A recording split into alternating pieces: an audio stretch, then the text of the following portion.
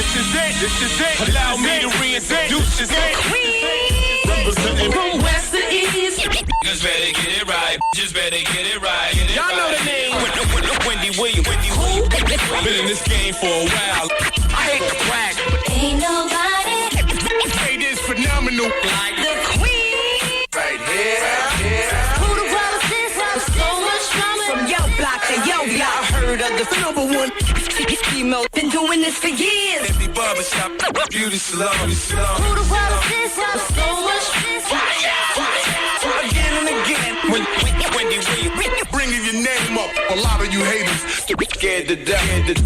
She at it again. Wendy Williams. She in it to win. Wendy Williams. She back and she staying. Wendy Williams. The ain't playing. I like to present you the winner of the Game Shoes of the Year award. Once again. Introducing the queen. Hey, everybody, welcome to the show. It's the Wendy Williams Experience. Don't you know? We have a guest coming in today, and it's really important that you guys, if you want to participate during Advice Hour regarding our guest, okay, it's friend to the show, Dr. Grace Cornish, and you know her as Dr. Grace. She's been here several times. She's terrific with relationship advice, and she's got a new book out called The Secret Bond. She's been here before. You might not have remembered. If you have any questions regarding your relationships, male, female, male, your love life. Oh, hell. If you've got problems dealing with your mother-in-law, your mother, your uncle, whatever, relationships in general, fax, please, at 866-GET-WENDY. We'll also be taking your phone calls, but I'm asking you now to fax because when we bring Dr. Grace right in, I want to be able to look down at the faxes and we're going to get right to serving you during Advice Hour. Also, we'll gossip, of course, another picture of Angelina and Wyclef. I don't like it. And Britney Spears, we'll talk about her and the latest developments with Mariah Carey and Eddie Murphy. There's more to the story. Plus, we got your people poll question, great music, and lots of jokes. It is what it is, people. Welcome to the Wendy Williams Experience.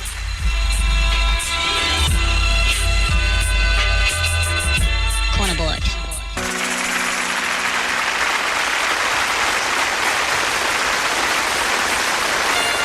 Ladies and gentlemen, it is with great honor and distinction that I introduce to you the queen of all media, Wendy Williams. Welcome to the show, everybody. We're good to go. How you doing?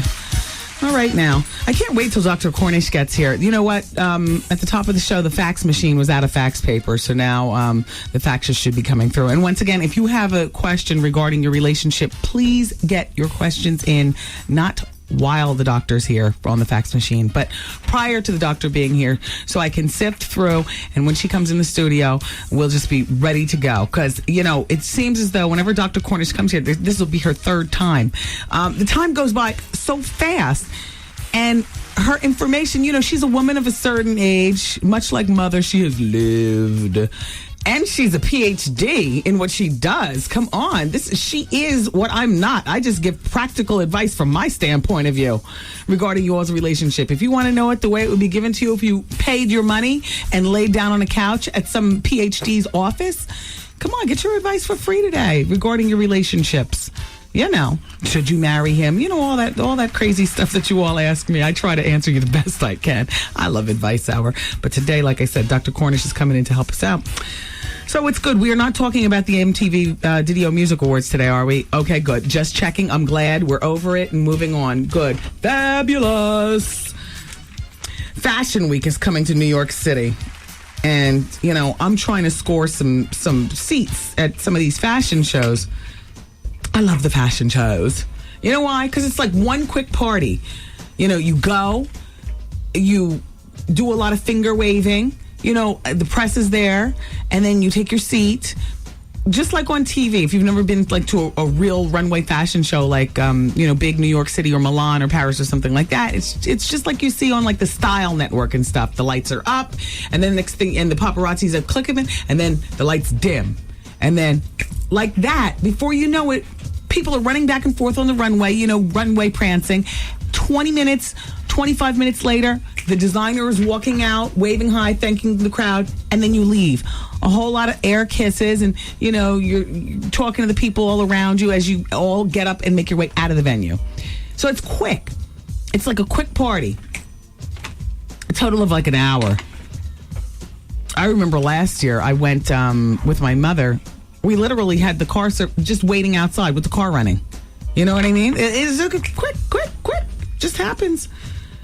I need a ticket to Gwen Stefani's Lamb fashion show. I want to see more from that line.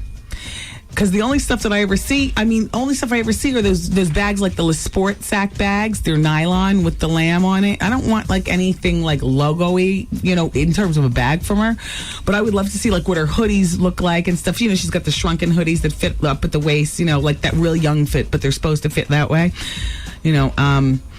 But her big fashion show for Fashion Week, Gwen Stefani's, is September 16th. And it's going to be the same slot that Jennifer Lopez's Sweet Face collection was last season. Now, Jen is not doing hers this season. But there are a lot of celebrities on the fashion bandwagon.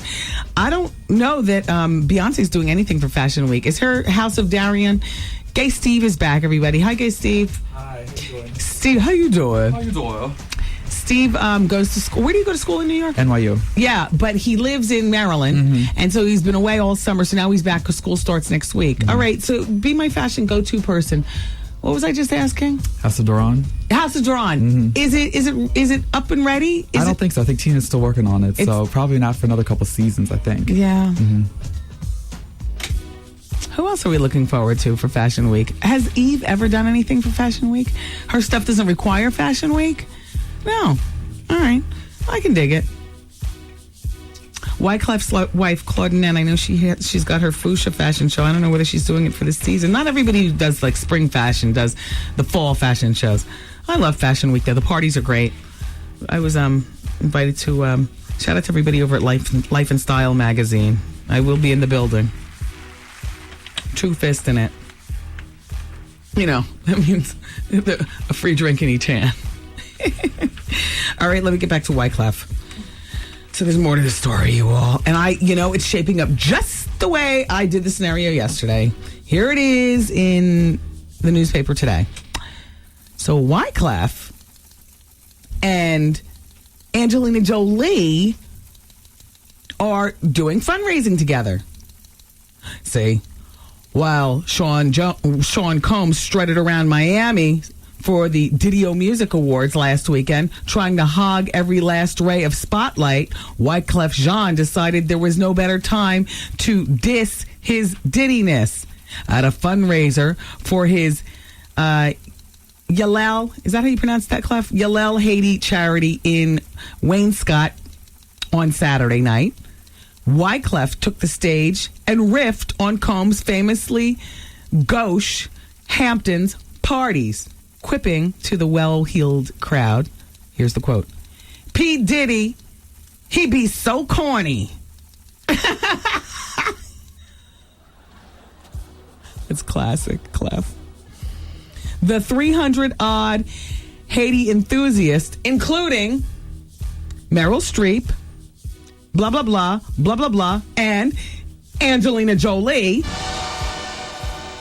who co-hosted the event, roared with laughter. What a funny Negro.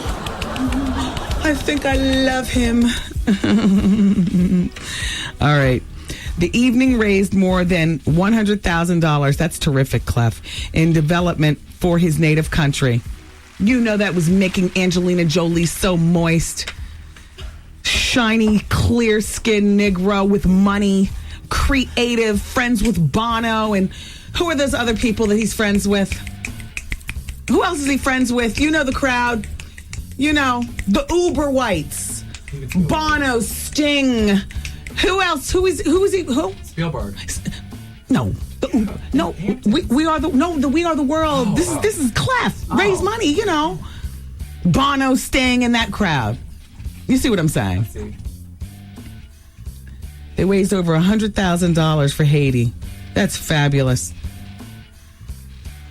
Claudinette, you watch your man. Angelina Jolie, boy. When she hears somebody has a bleeding heart and is into adoption. You know, Clef and Claudie, they just adopted. And comes from, you know, an impoverished area and is bleeding heart, going back there to constantly. And, you know, Clef, he's been doing it since the beginning of time. Come on. You know what I mean? The free concerts, doing what he can, going in, helping with famine, helping with relief, helping with disaster. Always, always. Long before Angelina Jolie stepped into the picture. But Clef, I got to tell you something. You with your smooth black skin. Oh. Exactly. And your upside down diamond pinky ring. You know, he's got a princess cut ring. It's like 25 carats. He's got it turned upside down. So it's like a pyramid. Clever. Unique. Not the average Negro. I love it. Brad won't know the difference. I think we need to plan something where we're both in Haiti together. Oh, I don't like it. I don't like it. I don't like it. Ugh. I'm so watching you, Wyclef. Damn, damn, damn. Ugh. Do you understand how this can be? Do you understand? Am I making sense here? Let's call all the other people. You know, the Bonners and say, they have the big concert in Haiti. And we can adopt more children. Clef, can you assist me with adopting my third child, a Haitian child? No, I need your assistance. I need you to fly with me. Oh, gosh. Oh, boy. My stomach is tight thinking about how this viper comes in and puts her talons into stupid men. I want to say non-suspecting men. Just, you know. Claudie, she's so busy with her fashion line. Claudie, you're so busy. Beautiful clothes she has. You know what I mean? Oh, and it's Fashion Week. Maybe she is doing a fashion show. She's busy planning her fashion show. While Clef is busy planning a famine relief with Angelina Jolie. By the way, in the coming very, very soon, we're going to announce how the experience is going to be helping our brethren in New Orleans. Because, as you know, we broadcast in New Orleans, and seriously, nobody's been answering the phone at the radio station. I don't know what is going on down there. I've gotten no word, but, you know, we're going to band together as a family show. All of us. Philly, Hartford, I need all of you all. LA, even everybody who listens online, hell. And that announcement will be coming very, very soon, how we're going to help out. Because it's bad down there. It's bad. So we're going to do what we can in our own crazy way. You know, we'll stay in character, but we're going to help. All right. Keep it where you got it, everybody. We got more show to go.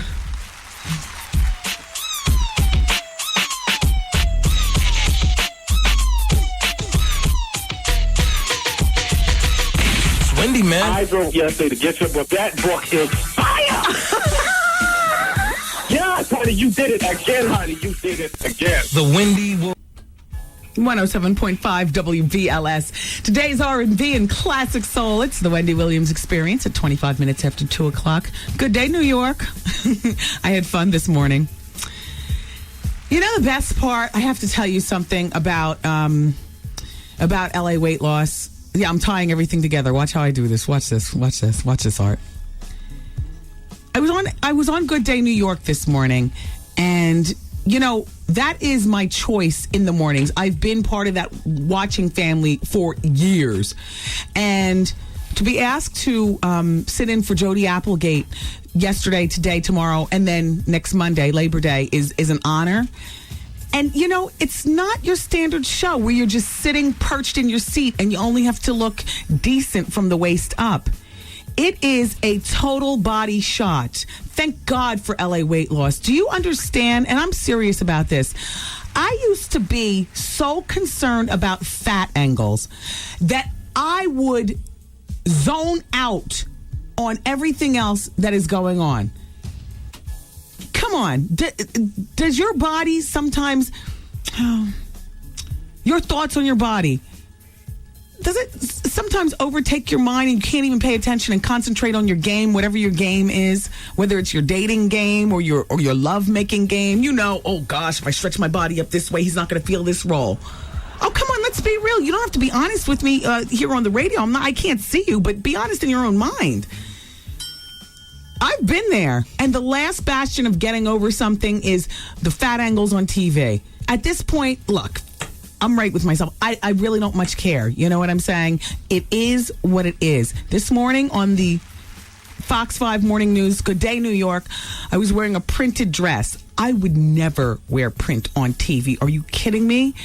My MO was to swath myself in black and sit behind the desk. For a scene like today and yesterday where we had to get up and walk over and do stuff, you know what I would have done? The classic, I broke my toe. You see, you say your toe because your leg requires a full cast, and they'd say, Wendy, you don't have anything. I would purposely come in limping with a cane as my prop. Oh, yes, an elaborate ruse just to make me not have to get up. I'm not lying. This is true. Fat shots and fat thoughts used to take over, and I would lose concentration on everything else. Thank God. And I was like, I got to do something about this so I can concentrate on giving people the funny. I get asked to do stuff and I'm turning it down because I don't want to have a full body workover. They say, Wendy, wear anything but white. Well, you don't have to worry about that. Or all black. What? What? Well, what else is there? Thank you, LA Weight Loss, for assisting me in losing 15 pounds. And I mean that. It is what it is at this particular point. I'm not the skinniest, but I'll tell you what. In my mind, I'm right with myself, and I'm able to concentrate with me and Gayless and those workout people this morning, and I'm not concerned about fat shots. Yesterday on that trampoline, are you kidding me? I was jumping up and down with wild abandonment. Would have never done it in a past life. Would you like to live your life and forget the fat? I mean, really. I mean, every day's a struggle. Don't get me wrong. You know what I'm saying? I'm having fat thoughts right now. I'm trying to decide, should I order a tuna fish sandwich or should I just order salad style with just the fork? I'm going for salad style. But I've harnessed weight loss. Thank you, LA Weight Loss, for teaching me a whole new way of life. You can do it too. My friends, you can do it too. And I know every day is a struggle. But let the people at LA Weight Loss help you out for real. 1-800-448-TRIM. 1-800-448-TRIM. Lose the weight. Feel great. Don't worry about fat angles. And by the way, check me out tomorrow morning on the Fox 5 Morning News. As I say, good day, New York. I am what I am. This is exclusively on Wendy Williams. Wendy got the heat. How you doing? Hey, I'm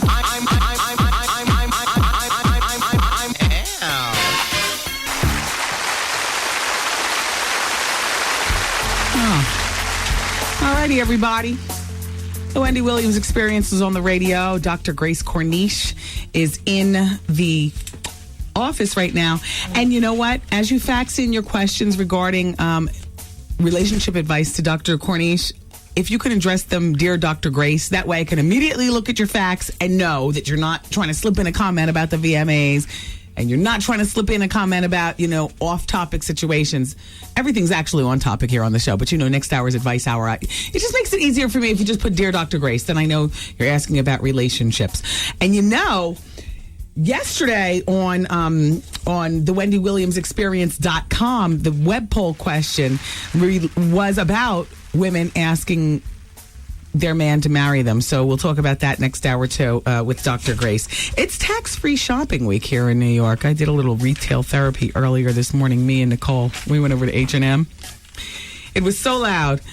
Put the music up. Put the music. It was like, have you ever shopped in H&M? Give me some club music. Give me some club music. What you had going on was absolutely perfect. Okay. Do you remember what number that was? I believe it was 10. Oh, whatever. Okay. Damn. Everything is just so slow in here. Let's try this. All right. And turn it up loud. And turn my mic down like I can't hear myself. Nicole, do you think this is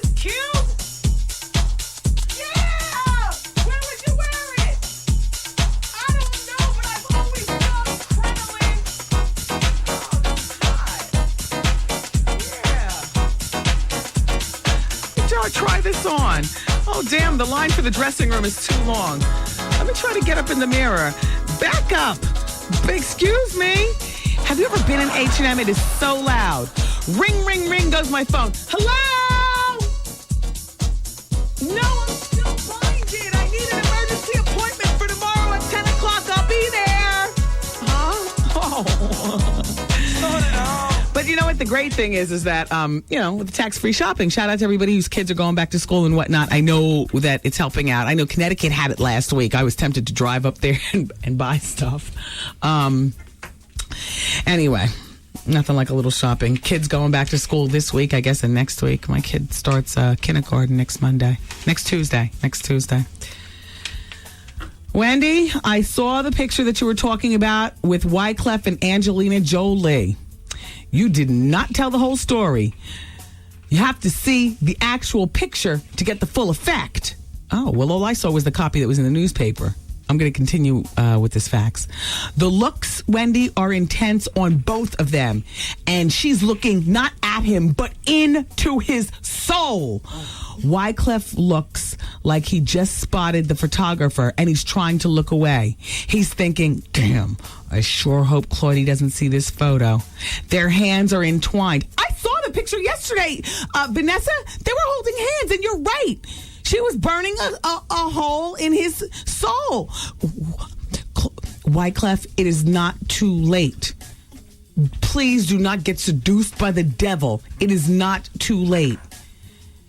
You know, that little thing with Lauren, you all fell weak for each other, and then both of you turned soft and pink as opposed to keeping it what it is, jump, and then, And I'm not condoning jumping off, but if you're going to do it, do it properly. Oh. Who's that group? Do it properly. Remember, do it. Ow. Anyway, Wyclef, just don't stare directly into her eyes. It's like looking at the sun. It'll burn you. Just don't look at her. And whatever you do, don't have sex with that woman. Oh. The acid from her area will burn you for life. Ugh, gosh. Anyway, let's move on. Pharrell Williams.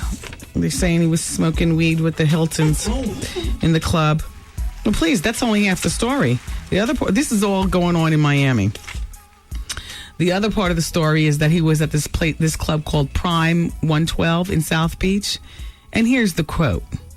Let's just say that his popsicle got some admiring from a fan in the bathroom. A trusted source tells. Damn. At least he went to the bathroom, Albie Shore. Punky Brewster. Care to tell your legendary story, Art? Oh. No. Let's move on. Britney Spears is pregnant and drinking. Oh. Did I tell you this story? I meant to tell it to you on Friday. I'm sorry. Sometimes I get overwhelmed in here. I forget. All right. Well, here's the skinny. So, Britney, how much time do I have left on this break? 2 minutes. Oh, good. Perfect. So, Britney is at the Houston's restaurant, which, by the way, Splaboo, I see you listening. Houston's doesn't serve apple martinis anymore in New York City because that's the choice drink of the Splaboo. Poor tipper, and then you Splaboos, you bring all your Splaboo poor tipping friends in there, and you get all loud and belligerent. And I know that from some very well-placed Splaboos who work at the two Houstons here in Manhattan and one over in Bergen County in New Jersey. That's right. They don't serve apple martinis because that is the choice drink of the Negro, allegedly. I mean, they'll try to argue it down, but you ask any Splaboo working there, and they'll tell you the deal. Mm. I couldn't believe it when I was told that. So that was a while ago when I swore I would never go to a Houston's again. But the peel and eat shrimp are crazy. Oh. And the mojitos, they make a good mojito. I found another drink. Doggone it. So that one gets banned. The thing is that how are we ever going to overcome if we can't even do a decent protest these days? You know what I mean? They didn't mean it? No, all right. This is what I'm saying. Brittany was at the Houston's restaurant. No, but that's true about the apple martinis. They might try to deny it. They might even call up the radio station right now and shut me down. But I know too many black people that work at Houston's, who have put it down just like that. You place an order and they try to steer you every other way. Finally, they say, look, Wendy, we don't serve them anymore because that is the drink of the black. Damn. Yeah, and, anyway, it is what it is. Brittany was at the Houston's restaurant in. It's time to go into the break? Yeah. Damn me and my long-winded storytelling. Yes. Now I can't tell this story until the next hour, not even the hour after that, because it's all about Dr. Grace and your relationship questions. Fax me, please, with your questions. Dear Dr. Grace, it's about relationships. 866-GET-WENDY. Advice Hour's next. Keep it here.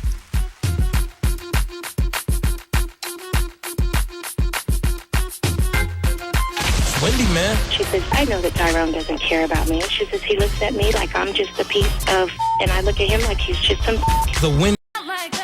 Hey, what's up? This is Sierra, and right now you're listening to the Wendy Williams Experience on 107.5 WBLS. So keep it locked right here and don't go nowhere.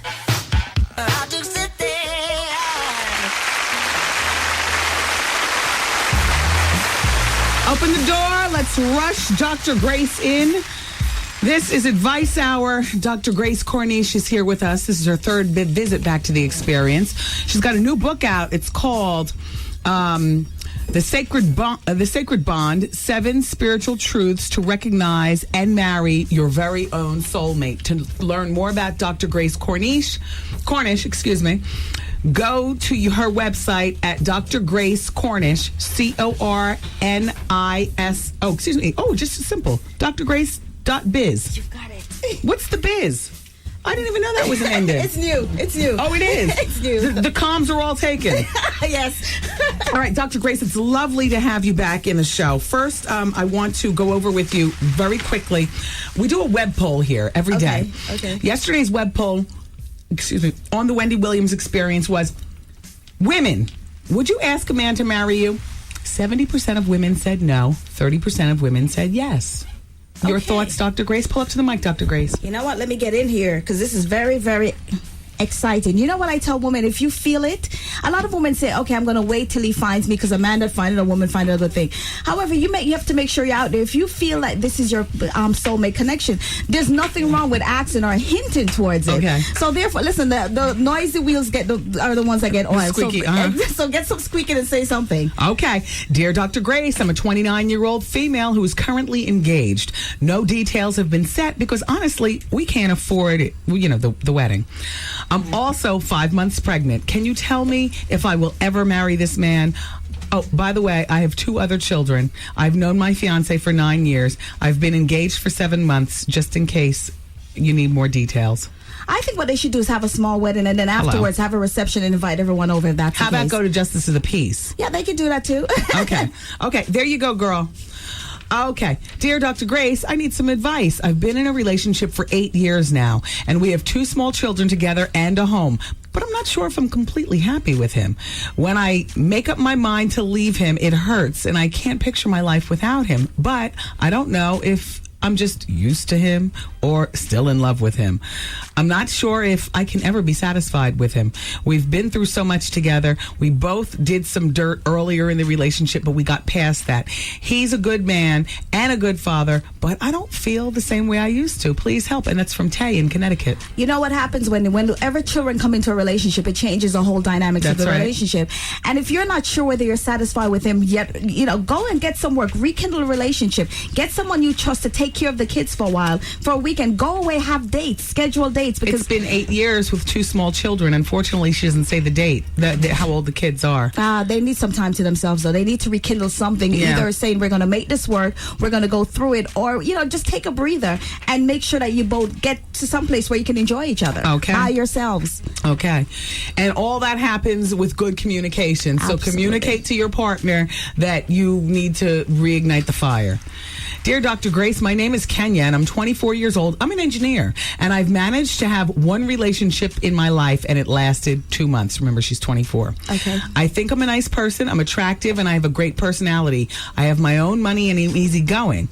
The guys I meet only want to be my friend. Other than friends having suggest that I present myself differently, maybe not so friend-like. What should I do? Should I change the way I am now naturally if I want a man? Is there anything wrong with presenting myself as myself? No, you have to be yourself in a relationship because that's who the person is going to stay with. Right. I mean, even if you have this wonderful image of being a little sister, which gets to be annoying. I understand what she's saying here. She's 24. She's has a career. What should she do? What she should do is get out and date more, meaning even if it's not that person who's that soulmate, maybe his friend or a cousin or someone that he knows will be the right person for her. But to get out more, get to know people. The best way to start with a relationship, by the way, is going in as friends first. Yeah. If you like someone, basically you can make things work if that person is meant to be with you. But you've got to know them first instead of someone coming with a sham. Because a lot of players are out there. That's right. And they come up with a sham and they may want, at least they're being honest to say, I want the sister relationship instead of trying to get into her, pants and then leave her and said, well, I just want you as a sister. That gets annoying after a while, though, when you're a grown woman. Maybe you need to undo one of the buttons. Maybe you understand? Yeah, the image, if it's too uptight. We don't know what she looks like. Her friends are telling her maybe do something differently. You can still have your same personality, but zhuzh it up a bit. A little Ipex bra from Victoria's Secret or something. That's a good, and if she's not approachable, if men think she's not approachable, or she comes across as Miss Perfect. Yes. Or if the smile is not, just a simple smile and just the attraction. Those are some very good pointers. Yes. Okay, dear Dr. Grace, help me. I met a great guy. He's a true BMW, a black man with a job. He's got a car and he's house hunting. He's doing the damn thing. I took your advice, Wendy, and I stepped to him when she's getting back in touch with me regarding this. I stepped to him when I saw that he was checking me out on the sly, and we met through business transactions. Well, on our first date, he was telling me about himself and informed me that he's a hardworking man with goals and his career was everything to him. He works long hours and he lives his life around his career. He also informed me that he's divorced and he has one child, a 6-year-old boy.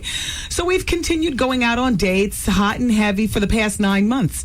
Things were cool because we were able to hang out. Well, he started to change, become less accessible. We went from talking and texting every day to just talking or texting once or twice a week. He keeps saying that his work has him busy. I ask him, should we just move on? And he says, no. He reminds me that with the rough hours, but he enjoys the time that we have together. My question is, it's only been 9 months. Should I just move on? Should I pursue him? Should I send him emails? Should I send him cards to get him back on the track and focus on more than just work in life? What should she do? You know what? I'm a realist. If you're feeling something that it's not there, if you think something is wrong, get a private detective if you can afford it. I'm serious. If she thinks there's someone else in the picture, because this is your life you're playing with. If you think there's someone else or it could be, Wendy, that he is under a lot of stress. Yes. And, talk to him and find out what's going on. And people say, well, if you have to get a detective, that means you shouldn't be in a relationship. Yeah. But let's be realistic. Sometimes when maybe it's something that's going on in her mind to say he's under stress, but she may be thinking, okay, there's someone else in the picture. He doesn't want to be with me anymore. And he could just be going through a period of time where he needs to pull back, get himself together, and then go on. He's telling her, but there could be something else going on too. You know what? I don't like it at all. It's only been 9 months. I would tell her, if you weren't here, Dr. Grace, this is where my see your real advice. I'm practical advice. I would say move on, girl, because you are drawing up the picture for the rest of your life. Say you marry this man, you're going to be sitting at home by yourself. He's all wrapped up in his job like this. You can't. She says, oh, by the way, she says the sex is great, and he's totally single. So what? You know what? Sex is nothing. It happens twice, because it could be either that he probably has someone else in mind and he's stringing her along till he makes up his mind. Right. That could be one scenario. Or the brother could be under so much stress at that particular point. I would say put an ultimatum in her mind saying, okay, I'll put up with it for so long, and after that, that's it. But let him know, but not in an aggressive way. Just tell him. Just tell him, look, I can't go on with this. I can go through this so much. Until October 15th is what I would say if you weren't here, Dr. Grace, because I believe that as the holidays roll in, you want to be with the one that you're with. Exactly. And you also want to give yourself at least 30 days to get over bad rubbish. You have until October 15th to crap or get off the pot, because Thanksgiving is coming, Christmas is coming, New Year's Eve, and then Valentine's Day. Exactly. Okay. Dear Dr. Grace, I'm 21 years old and I'm dating a 38-year-old man. He's sometimes overpowering in his tone and he's lackadaisical. I'm still with him because he has the potential to be better. What should I do? Well, listen, if he's overpowering in his tone and being lackadaisical, there's an imbalance there. If he's lackadaisical, he should be lackadaisical with that tone. Meaning when someone is overpowering, it could be like a borderline control freak. That He sounds like a bum. Yeah, so they're move You're not on. going to yell too at young me for that. because Move you're on. inadequate in Yeah, your career. Move on. You're 21 years put it a nicer. Yeah, you don't need that. We hit straight for the gut right here on the show, Dr. Grace. Listen to this one. This is a woman of a certain age. Dear Dr. Grace, I've been dating, and I will say dating this man for 15 years. I love him dearly, but we have never been able to get beyond first base. It's so funny because this woman goes on to say that she's much older. She's talking like a 15 first base. Okay. By the way, isn't that a Girl Fridays? Isn't that kissing and heavy petting? First base? Yeah. Okay. She says, first base. I have my own apartment and he lives with his mother. Oh my God. And that causes big problems in our relationship because we're both in our 40s with decent careers and money in the bank. Neither one of us has children. He feels I think he's gay, but hold on. Or a mama's boy. 40-year-old and with mama and can't make up your mind. I mean, do we need to go on with this? No, that's like a no-brainer. It's Okay. like, you know what? Mm-mm. Okay. And the mother's 90 years old. They have to be all up under her when they want to do anything. And she's talking first base. You sound maybe like he's waiting till mama passes before he moves to I don't second know. base. Who knows? It sounds like you're settling, yeah, woman. that's just, mm-mm. Dear Wendy, I'm 27 years old, and I have a child who's 3 years old. My child's father died in January of this year suddenly from heart failure. I found out shortly after his death that he was cheating on me with someone in the same building that we live in, and the lady is pregnant. I continue to get in bad relationships. I always end up feeling used and abused. My last friend started off strong, telling me that he had a lot of feelings for me and constantly telling me how good I look, even talking about a future with me. And 2 weeks later, started making comments about my weight and asking me not to touch him. After a while, excuse me, Hart? Sorry. After a while, he stopped touching me completely. I'm a little over 200 pounds. And I'm short. I'm 5'2". I'm actually comfortable with the way I look, and I've never had any problems getting male attention. I just want to know why I keep getting in these bad relationships, and things I could do to keep myself from getting hurt. First of all, that friend, quote unquote friend, he has got to go. Yeah. You shouldn't even stay around when some man is asking you not to touch him. You should be making, choosing whatever happens in the relationship in partnership with him. If she feels comfortable about herself, then by all means, you're going to attract someone who likes you, especially for who you are. Right. So what she's doing is internalizing it as if there's something wrong with her. Or maybe she's just talking a good game about she feels comfortable about herself. That could be a lie, maybe too. She Maybe she doesn't carry herself in her swagger like she's comfortable. Yes, because a lot of people lie about it. And they're like, well, I'm like happy. Star Jones originally. Hello, Doctor. Don't even get me started on that. Okay. Yeah, but a lot of people would lie about things like that. Yes. So therefore, if you're really confident, you're going to attract someone. But if you're not, you have this subliminal sign saying, use me. Or you can say anything to me and you'll get away with it. So she has to check her signals and break the pattern before, quote unquote, the cliche, before the pattern breaks her. Yes. Okay, we're going to freestyle about relationships because this next one is very, very long. Plus, we want to open up the phone lines. Our guest in the studio is friend to the show, Dr. Grace Cornish. Her new book is called The Sacred Bond, and you can find out more about Dr. Grace by going on her website at drgrace.biz, B-I-Z. Comments about relationships in general? Relationships are too personal for you to be messing around. Listen to me, meaning messing around with your emotions. Yes. If someone is not coming up to the pie, kick him to the curb, drop the dead weight date, and get yourself a heavyweight mate. Oh! And by the way, the last person asked, what can she do to protect herself from being hurt? That's part of the phrase falling in love. Falling is not pretty.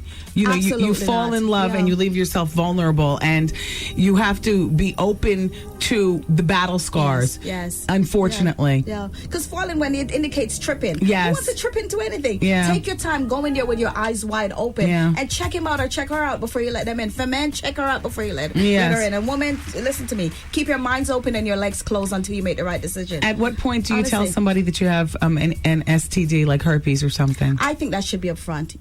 First date? Before sex? Definitely before sex. Because you're while playing you're with someone's kissing lives. on the bed, making out, heavy petting. Yeah, tell them up front. Tell them up front. Because what happens is when you're going to, because what happens, someone could react negatively. Okay. Once they find out, I mean, they can go ballistic on you. Be very upfront. Just say, listen, this is, get to know them. That's why it's so important to get to know as a friend first. Because you're going to sit, because the person's going to really care about, they're going to give a damn about you, actually. So they're going to want to look out for your best interest. Well, there are a lot of people like me who might say, why'd you waste my time with all this? I like you as a person. I'm attracted to you as a man. We've been seeing each other for 3 months. But can you imagine you've seen each other for 3 months and the person just tells you after that? You're going to feel violated. That's and you're going to feel lied to. And it hurts. It's dishonest. Ring up on the phones. 866-GET-WENDY. Talk to Dr. Grace, everybody.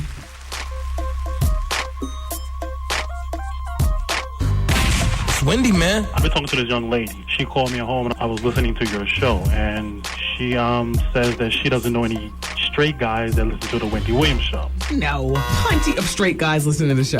All right, so yeah. Ow. So what should I tell her? Just tell her how you doing. The Wendy Williams Experience. So what exactly is the price of gas these days? Because it changes every time you blink. I swear the other day, price went up 4 times while I was filling up my tank. I go to pay, and the attendant has the nerve to slide a loan application through the window. What they want next? My firstborn? So when you do, girl, just 2 more months and I have a full tank. Forget the blame. I'ma holler at the brother with a gallon of super unleaded around his neck. No wonder Greyhound is a smart way to go. See, they have tickets that cost a fraction of what it takes to fill your gas tank, and they don't require collateral when you get on board. Greyhound is the low-priced way to travel every day. Buy a ticket, get on a bus, and go wherever, whenever. Greyhound is the quick, comfortable, convenient, and low-priced way to get from A to B. On Greyhound, I get a low-price ride and keep my offspring. Now that's a deal. Visit Greyhound.com for up-to-the-minute schedules and prices. Go more. Go Greyhound. If you're troubled, lost, and confused, then call up Wendy, ask what to do. She can help you make up your mind, and she will always tell you the truth.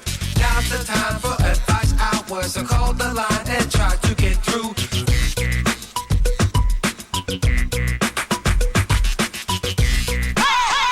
Hit it! Na na na na na na na. Yo, what's up? This is Raphael Sadiq, and you're listening to the Queen of Radio, Wendy Williams.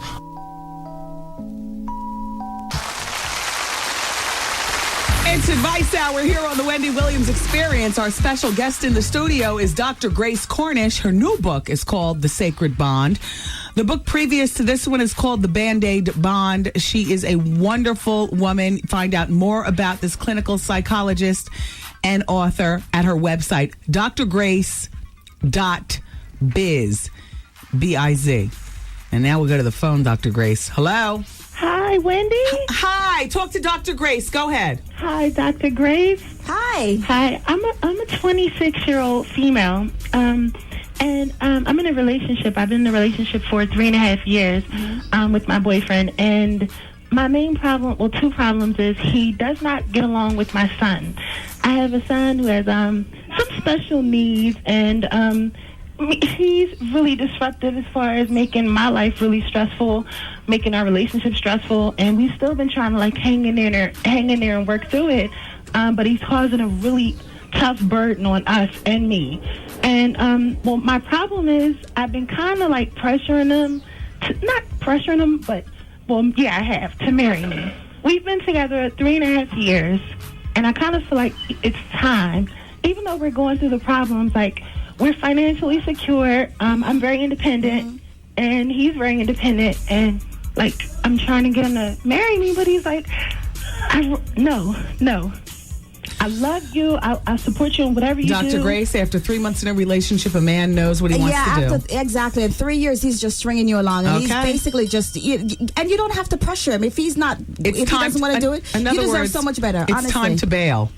Thank you for calling. Thanks, Wendy. Bye-bye. Hello. Hello. Hi. Hi, Wendy. Yes, hi. And Dr. Grace is here, too. Go ahead. Hi, Dr. Grace. Hi, dear. I have a question. I'm dating an older gentleman. I'm in my early 30s. He's in his early 50s. And at times, I think it's like a control thing. He wants to I don't know. It's almost like we'll bicker over little insignificant things, but he'll blow out of proportion. Okay, because you know what happened? Your intuition is telling you something is wrong with a situation. Be very careful of controlling people. See, a lot of women think in the beginning, oh, it's so nice that he cares so much about me. He wants to know my every move, and he's isolating me from everyone. I'm going to be very honest with you. My natural mother was murdered in front of me, shot 6 times in the head by a controlling ex-lover who became a stalker. My mother's sister, 20 years after that, was stabbed 40 times to death on her 50th birthday right here in Long Island by some controlling living husband. Be very, very careful. When your intuition is telling you that, step away from the situation. What happened a lot, Wendy's, we don't want to break the fantasy. Right. You deserve so much more. You deserve someone who's going to treat you with respect. Follow your intuition. All right. Thanks for calling. Thanks. Bye-bye. Hello? Hi, Wendy? Yes, hi. And Dr. Grace is here, too. She's listening. Go ahead. Hi, Dr. Grace. Hi. How are you? Oh, very well, thanks. This is not going to take very long. It's a long story, but I want to break it down for you. I've got a girlfriend who's been with the guy for 13 years. He has not asked her to marry her yet. She has followed him from Mobile, Alabama, from New York to Mobile, Alabama to Dallas, Texas. He lost his job almost 2 years ago. He wanted to start his own business. She asked us what she should do. I was like, girl, just support him. That's your man. Y'all been together this long, yada, yada, yada.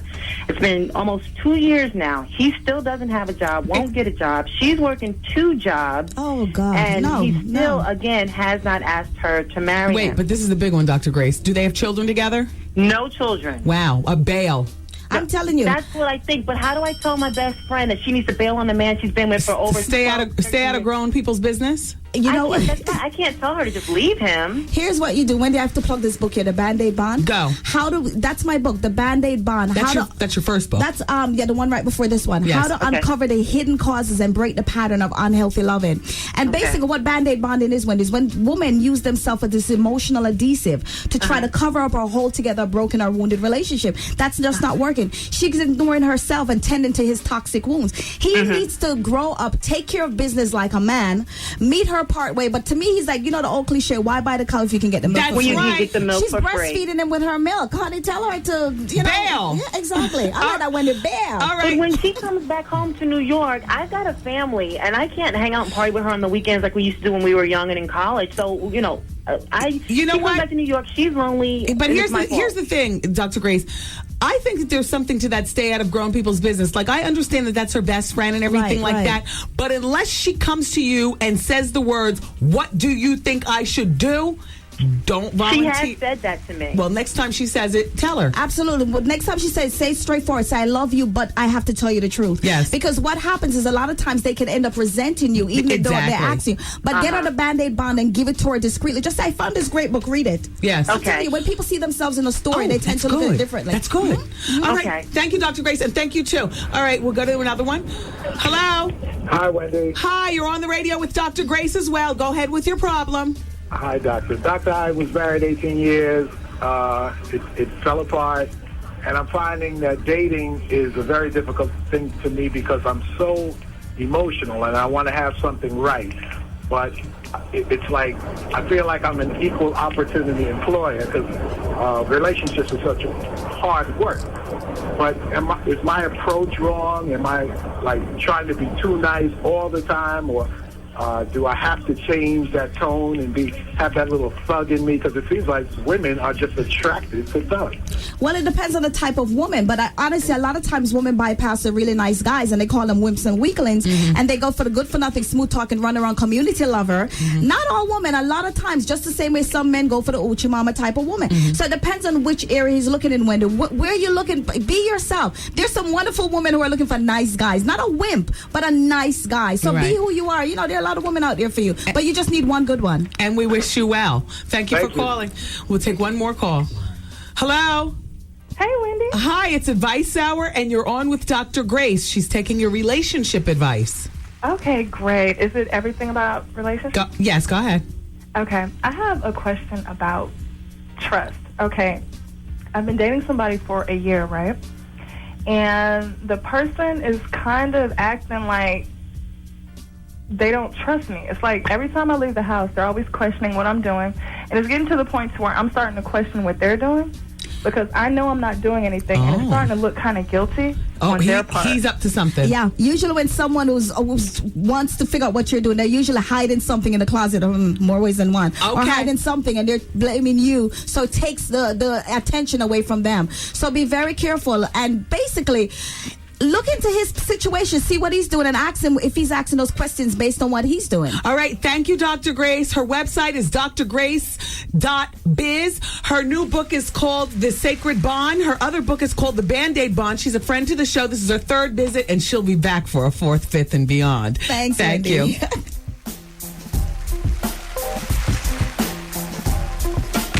Wendy, man. I don't know if it was audio or whatever. It was like 3 weeks ago. And he was like, shut up or go take a bath or something. And I wanted to tell him that he shouldn't be rude to people when I'm calling, because I would come up there and stick my 9.5. Yo, what's the deal? It's Ja Rule, and y'all listening to the Wendy Williams Experience. Holla.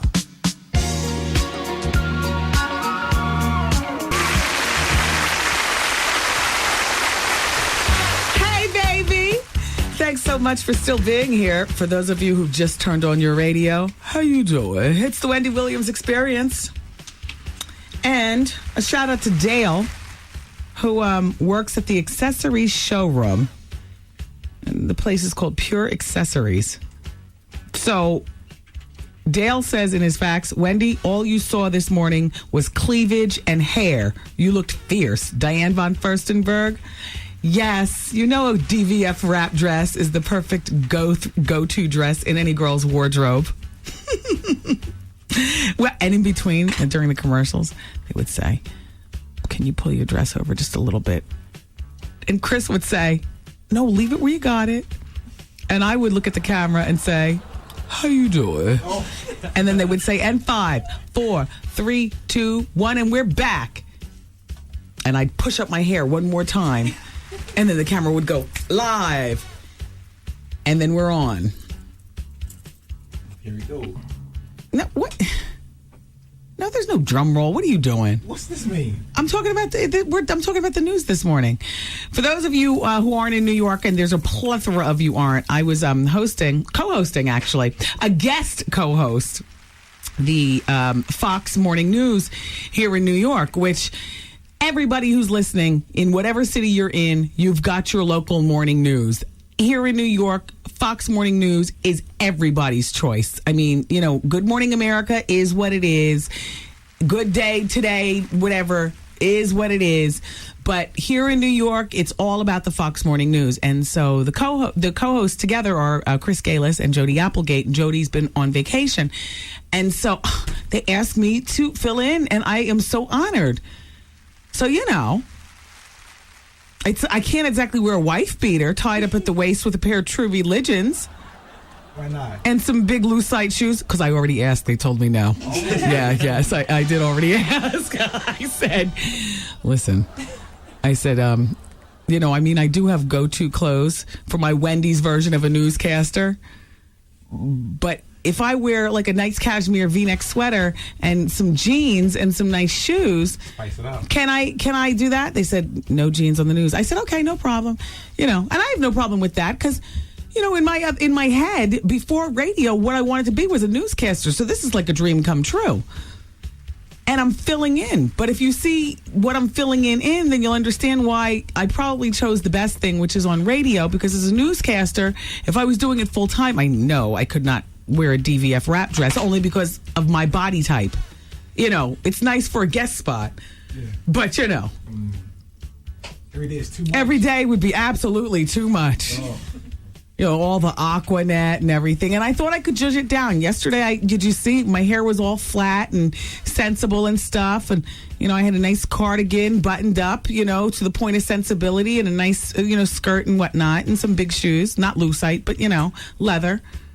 Last night, as soon as I got home from the radio show, I wet my hair, and, you know, it was 12 hair clips, and I put them all out on the deck, and I let them dry in the moonlight.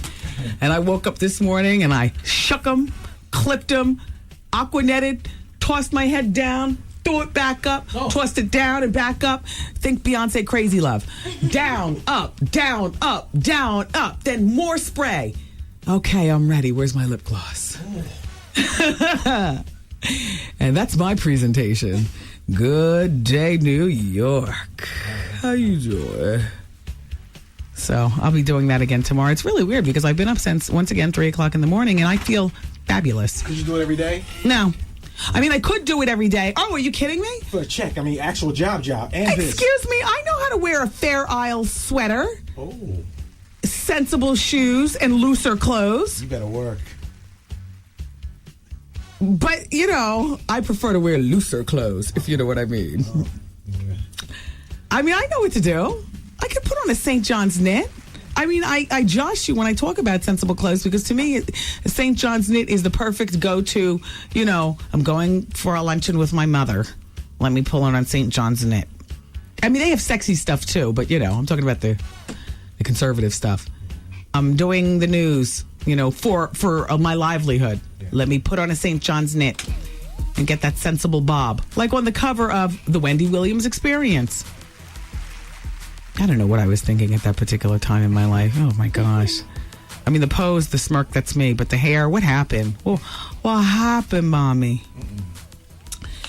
Anyway, so I'll be filling in tomorrow and then again on Labor Day Monday, too. And so it's like a fantasy come true. You know, I get to you know, do the news with a twist. You know, because if I was your newswoman, this is how I'd put it down.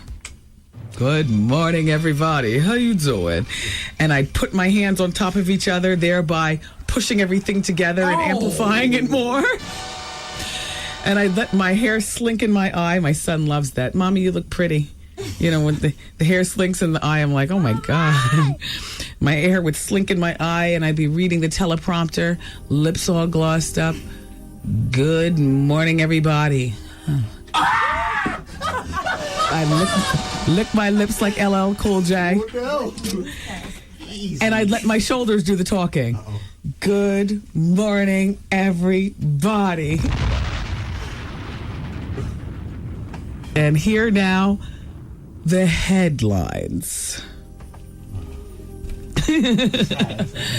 So I just, you know, it's like living out a fantasy. I love it. I love it. Thank you so much. Once again, Chris Galis, you know, Jody Applegate, thank you. Thank you so much. Mike Woods, I love you. Stacy Ann Gooden, thank you so much. You crazy nut Penny Crone, I love you, girl. And the entire squad behind the scenes and everybody, the Fox 5 Morning News here in New York. It's a fantasy. I wish that you guys could get it on cable the way you do, you know, my flagship station. For those of you who don't get this radio show in your market, you know how you turn on your computer? I wish you could get it. We have fun, too. Anyway, in more serious business regarding the radio show, you know, we're honored to be on in 3 different cities in Louisiana. Those 3 cities encompass the whole state of Louisiana. Shreveport is upstate, Alexandria is central state, and New Orleans is downstate. And in Shreveport, we're on KBTT. Shout out to everybody there. Hope everybody's safe and well. Shout out to Alexandria, where we're on KISS 106. Shout out to Jay Stevens and everybody there. And a special shout out to our listening family at Q93 in New Orleans, Louisiana. Nobody is answering the phone. Shout out to Slab. Shout out to Damon. Shout out to Angela Watson. I have no idea. I mean, we know it's going on because we watch the news. We know it's going on because each and every one of us has seen the devastation. I mean, how can you ignore it? And as soon as we have a handle on what's going on, not just with the radio station, but with the entire community and all of us as a country, we're waiting for the final tabulations, which they haven't even begun to assess the damage in terms of dollars and cents. But we here at the Wendy Williams Experience, you guys too, we're going to be doing a radio-thon. And so we'll get with you more. For those of you who love the show, get ready for over 24 hours. We're about to blast off. Oh, yes. 24 hours of all the shenanigans live. We'll get catered food and Hennessy. See what I'm saying, Art? That works. The chief will be in the stairwell. Oh, no! Hell, it'll be 24 hours. Everybody will be gone at that point. Yeah. It is what it is, honey. Music? Hey, well, you know what? It'll be what it is. We'll play all kinds of music. And sometimes no music. I mean, as long as everybody gets a chance to play their commercials. Yeah. We're going to ask for all the affiliates to participate in this. Nobody flip the switch and go back to regular programming. Hey, Philly, I love the Hot Boys like the next man, but we're trying to do something for our brethren in Louisiana. The whole country's affected by this. If not directly, then indirectly. Oil prices. Essence Music Festival for next year. Will the dome be fixed? There's a lot of business that's made there. You know, Christmas time, people have family there. A lot going on. Or you just have a bleeding heart and you care about helping your fellow man. So we're going to help out with that too. Anyway, let's gossip. All right. Tie a yellow ribbon round the old oak tree. Who's that? Steve. Why do you go to Gay Steve? I'm trying to figure it out myself. Tony Orlando and Dawn, damn you. Oh, yeah. Thelma Hopkins, before she was on Half and Half, she was, one of Dawn. Oh. Yes. Along with Joyce Vincent and the gorgeous, perpetually high at the time, Tony Orlando, who used to sniff mad coke with Freddie Prinze Sr. Oh, yeah. Chico and the Man and Tony Orlando. Hey, it is what it is, essay. Anyway, Tony Orlando and Dawn, they've got the Ultimate Collection 3 DVD set coming out for those of you interested. In addition to that, they have a Christmas album coming out. Thelma Hopkins, she stayed working since Tony Orlando and Dawn is over. I mean, she has stayed working. Good for her. But here's what she says. Suddenly, we're getting ready to go to Nashville and record. It was kind of a whirlwind for people who had not been in the studio in over 25 years. It was absolutely amazing that we could instantly come together and be so perfect as a group again. This Christmas CD, everybody, is going to be out in October. And for those of our friends in Los Angeles listening on KKBT, Tony Orlando and Dawn kick off their reunion tomorrow with a red carpet festive thing celebrating the release of the DVD. The actual release of the DVD will be September 13th, but they are having a red carpet party and happening tomorrow at the Grove Plaza. And a free concert, by the way. Let's continue talking. Oh, thank you. As opposed to playing a song. Alicia Keys, everybody, is doing her MTV Unplugged on September 23rd. The DVD will be coming out in October. And prior to going to the Diddy Awards, Alicia was at Dartmouth, where Arthur's brother went to school. Yeah. Up at Dartmouth where's Dartmouth? Hanover. Hanover, Massachusetts. Yeah, New Hampshire. New Hampshire. Well, apparently Alicia Keys was speaking to the music theory department, and Alicia Keys admires Patrice Rushen, the legendary one, so much that she actually went up there to sit in the audience like fly on the wall and absorb the knowledge. And when you think about it, don't they kind of remind you of almost the same person, like the same path and the same streak? Wait, everything has to turn into something. Don't they have a streak, both of them? Yes. Yes. Very masculine. Yes. Yeah. Very aggressive. Yeah, well, like Patrice is like the older version of Alicia. I bet you they talk together a lot, with a lot in common and stuff. But that's hot. Let's bring it back to the talent of Alicia Keys. September 23rd, Unplugged on MTV. Okay. Excuse me? We're not going to get to nothing else because we got to kind of wrap up. No, we're not going to get to anything else, but keep it where you got it, everybody. Coming up, we're going to be talking about Usher being fired, Suge Knight, the shooting update, Dr. Phil's son. You can't believe what Dr. Phil's son married. And Shamar Moore, honey, what's going on with you and your barber, Will? Mm-hmm. The children are talking in L.A., and I got, well, it's Wendy, man. You're so hot, and I want you.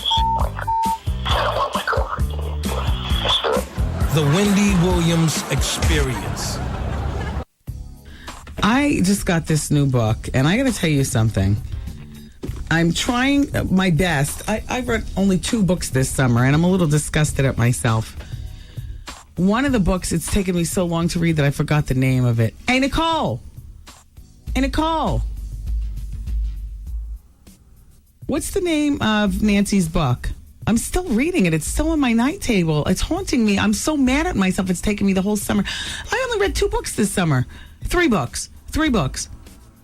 The first one I can't remember. The second one is The Unforgettable Superhead. And the third one, I swear I can't remember. I only have a little bit more to go. But all of a sudden, I've just discovered the next book that I need to start reading. And it was just sent to me today.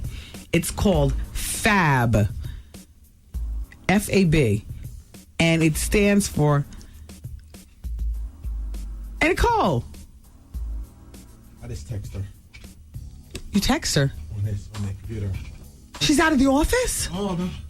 No, instant messenger. Oh, you're fabulous! Oh, yeah, girl.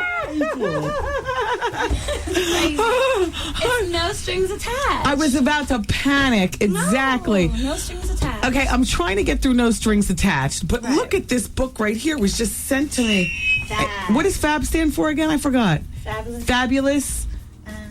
Something bitch. Yeah. Yeah, whatever it is. Look at the woman on the front cover. And the font on the cover this is just fabulous. It's like studded. Yeah, it's studded. Shout out to the writers. There's so many of you. Gosh, I can't even... How come it took so many people to write a damn book? How are you all ever going to make any cheese off a book splitting the money 4 damn ways? Karen Bates Morrow, Tiffany Anderson, Adrian Carter, and Tracy Rochelle High. Okay, for the next book, girls, you got to dump 2 of these people. Okay. I mean, so you can really... you know what I'm saying? So you can really start seeing your book cheese. You're on double day. Yeah, I want to. No, not next. I don't give my books away. I have a little library going on at the house. You know, I don't pass them around. Okay, well, I'll order one. No, I asked Elisa, our fabulous booker, to book these girls on the show, okay. at which time they should bring a book for you girls. Yes, please bring a book. Yes. And there's one more thing that I wanted to ask you about. Oh, I think that's it. Okay. Thanks. Okay, you're welcome. Oh, I was panicked. All right. No, I'm here. You know, after Nicole's so cute. She meets me at Good Day New York in the morning, and so then afterwards, you know, we went out for breakfast, and then we both wanted to catch some, you know, retail with this 0 taxes. So we go over to H&M. And so, you know, like, I don't like to shop with people because I always feel like what I'm looking at, they're going to feel like they have to look at. What they look at, I'm feeling like they want me to hover around them. You know how that is? So I don't shop with people. Non-verbally. It's like she knew instinctively. We get in the store. We're together for approximately 30 seconds. I turn around thinking that, oh gosh, I know she wants me to go over to her section, but I have no interest because I'm a selfish shopper. You know what I mean? Like I like to hang out in my section, and you fan out, and then we'll call each other on the celly, or we'll make an appointed meeting time. We didn't even communicate that. I turned around to see if she was there. 30 seconds into the store, she's gone. Absolutely gone. It was like non-verbally, she knew.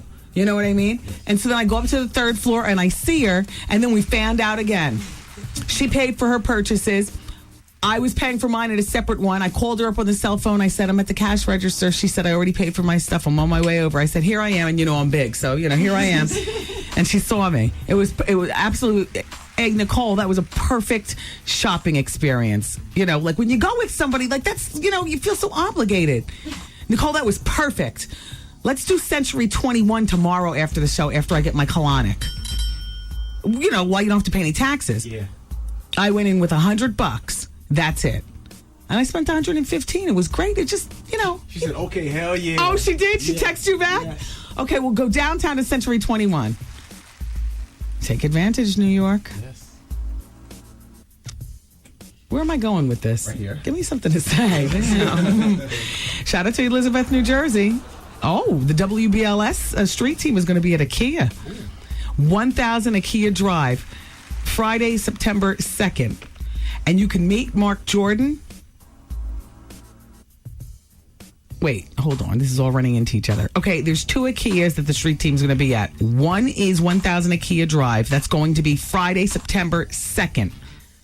Mark Jordan is going to be there. Check him out. He's the WBLS morning show, and he's got it going on. And last time I checked, he's single. Yes. And he's a guy of a certain age and is not scared to show it. I notice he doesn't grease in his gray. Yeah, he just lets it go. He's a cool guy. Boston. Yeah. Boston representing. Yeah, he's from Boston, but he's been here for so long. He's like, you know, definitely, he's not cornball. You know what I mean? I mean, you hear him in the morning. He's like the sane one that keeps everything together. Anyway, check him out at IKEA on Friday at 12 noon. The IKEA is in Elizabeth, New Jersey. Then, on Saturday, September 3rd, in Hicksville, Long Island, you can check out... All right, well, Kevy Kev is married, and he's not a radio personality here, but he is a stellar member of the WBLS Street Team, and he's going to have some goodies to go. That's going to be on Saturday at 12 noon at IKEA over in Hicksville, Long Island, okay? So it's 2 IKEA appearances with WBLS. Friday with Mark Jordan at 12 noon at IKEA in Elizabeth, and then Saturday with Kevy Kev from the WBLS Street Team, 12 noon Hicksville, okay? Alrighty, boy, we're still celebrating the 107 days of summer, although I got to tell you, I'm kind of tired of it. I'm tired of summer. I'm waiting, and I also have to tell you one more thing. Uh-oh. On Thursday, I'm wearing Uggs. Say it again? Yeah. I can't. It's Uggs season. Uggs and a wife beater. Ooh. Because you're summer at the top and ready to get out of summer at the bottom. There you go. I'm a little tired of flip-flops. And I had a terrible accident with a Credo knife trying to touch up my own feet on Saturday. Ooh. What? Look how deep. I'm limping. Oh! Oh! See? Yes. I had a terrible accident. How'd you do that? And one on this foot. Oh! Do you have a Credo knife? Do you ever notice they don't knife you hard enough when you go in the salons? So you got to go and follow it up. So you get in the shower, run the water all hot, feet nice and soft. You get out of the shower, you dry yourself off thoroughly, then you sit on the side of your bathtub just when your feet are dry, but still soft and, pliable. And then you start a cutting. And you start a cutting and a cutting and a cutting. And all of a sudden, ow! And then in order to get the Band-Aids, you got to walk over there. So then the blood's dripping. It looks like somebody's been stabbed in the room. And here comes my son. Mommy, what happened? What happened? Oh, he's so nervous. Then he goes into, I don't want anything to happen to you because if you die, I won't have a mommy. And Daddy will have to get a new mommy and I might not love her. I'm like, what? I'm fine. Why didn't you let the man with the mask do your feet like usual? Now, mind you, I don't take my son to any damn nail hair salons. First of all, the fumes. Second of all, he doesn't need to be in that environment. You know what I'm saying? Go throw a ball with your pops or something like that. However, in his 5 years, I do have to say that his first visit to a salon was only about maybe 10 months ago. First time ever. And he's only been twice.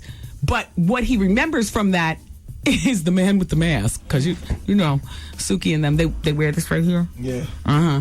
They wear that. And so he said, why didn't you let the man with the mask do it like you usually, it's so funny to hear, usually do. And I said, because Mommy doesn't always have time, Kevin. I'm busy. I have to do everything.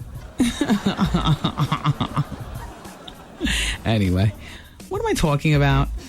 Look, Circle of Sisters. Oh. That's big.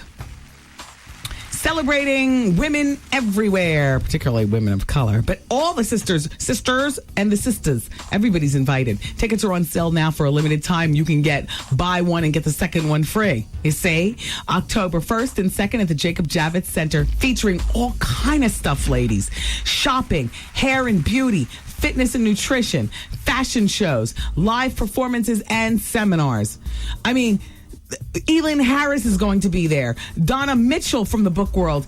Superhead from the Book World. Mary Ann Reed. I know somewhere she doesn't fit in, but I'm glad the BLS is spicy enough to recognize. Yeah. Bring her in there. That's a good look. We got it going on here at WBLS. And by the way, we have a big announcement too, to be discussed at another time. Anyway, then how about this, ladies? You want to talk about your career? How about learning how to start a business or change your career? There's going to be advice from the founder and president of Warm Spirits, Nadine Thompson. And how about the art of relationships? Because at the end of the day, you cannot spoon your money, your degree, or your career. Some women do want to be in relationships. But how about the art of relationships and making it work? Guess who's going to be giving you advice? The very divorced Judge Maybelline Ephraim. What's she going to say, Bail? I love Judge Maybelline on this show and off the show. That woman is a wealth of knowledge, and she's going to be your relationship expert, along with Dr. Jeff Gardier and Harriet Cole. All right, so I say all that to say, get your tickets now through Ticketmaster. Go on our website and find out more information. But most importantly, write down and remember these 2 dates, October 1st and 2nd, the Jacob Javits Center, Circle of Sisters. And men, do not be scared, because where the ladies are is where you need to be. Laid in the cut, watching butt. You know how men do. Oh, wait. The judge won't be coming. Huh? Nicole said the judge will not be coming. Well, then change the liner, Nicole. While she's emailing, she's walking back here. Yes. Let me. You don't have to cross it out now. Okay. Just make sure that Mark Jordan and Warren Harper don't see it. Why is she not coming? Because she's taping. She's taping. She would have loved to participate, but it's because she's taping. Yeah, we love Judge Maybelline. Yeah, we do. We do love her. Yeah. She would have been great, but. Oh, well. Thanks. You're welcome. So I wanted to write it. Let me get the refresh liner. Well, don't get it for us. Just make sure it's in here for Vaughn. Are you done reading that, though? I want to see what else we're going to do. No, that's it. I'm finished. Oh, okay, you're finished. Okay. All right. How was that? I promoted it well, right? You did. You did such a good job. You're part of the planning committee? Yes. All right. You did such a good job. Thank you. Oh, you're welcome. All right, everybody. Keep it where you got it. What are we doing next, Art? Some music. Can you give me some? Oh, okay. Wait, hold on. Is it my choice?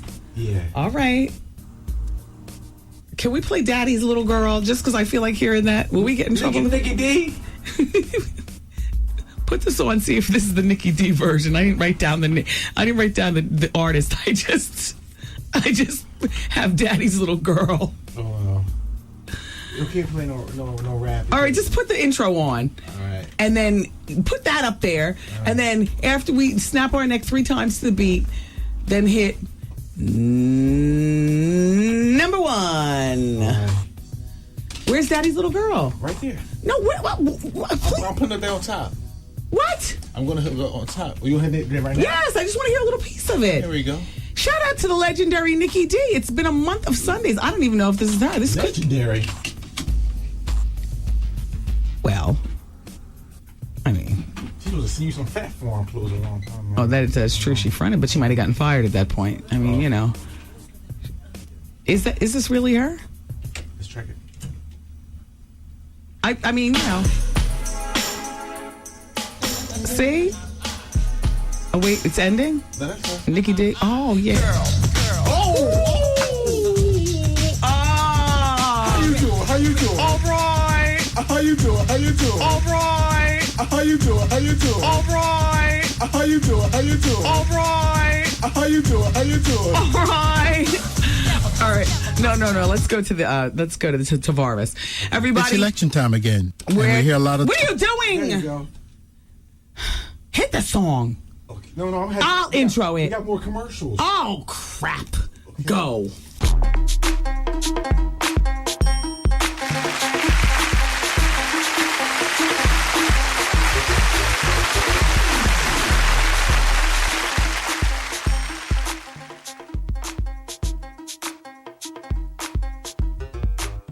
How you doing?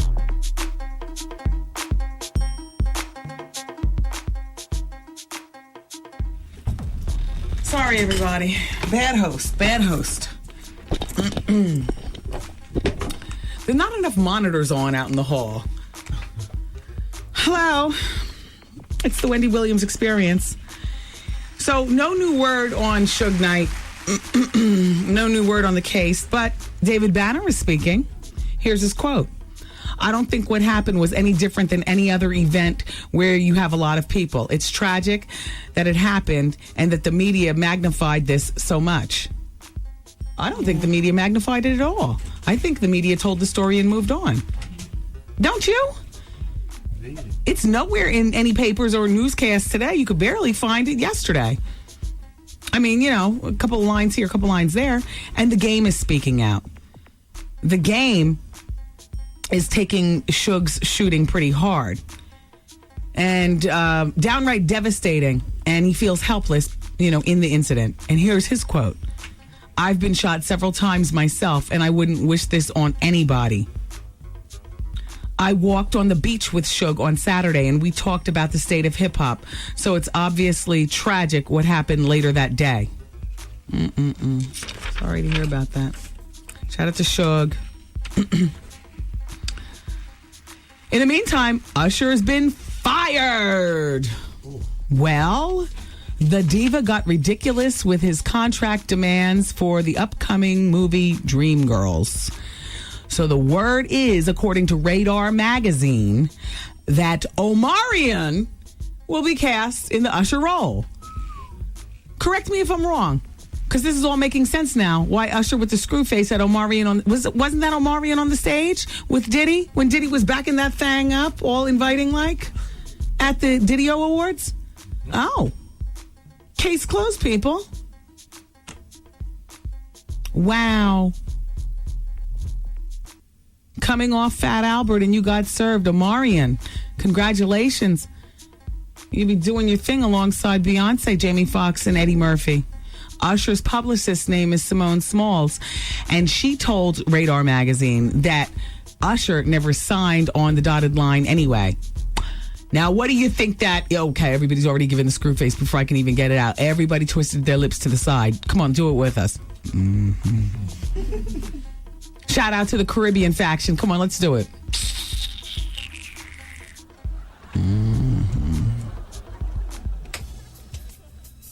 Dr. Phil's son is engaged to a Playboy triplet. You know. Excuse me. Just because they're Playboy affiliated doesn't mean that they're bad women, scandalous women, sluts, or whores. But you would just think in your mind for some reason, I don't know what would make us think this, that Dr. Phil's son would be a little bit more heady in his selection of a spouse. But then again, Dr. Phil is a boob man who's been accused of all kinds of lecherous, feminine, wily ways and whatnot.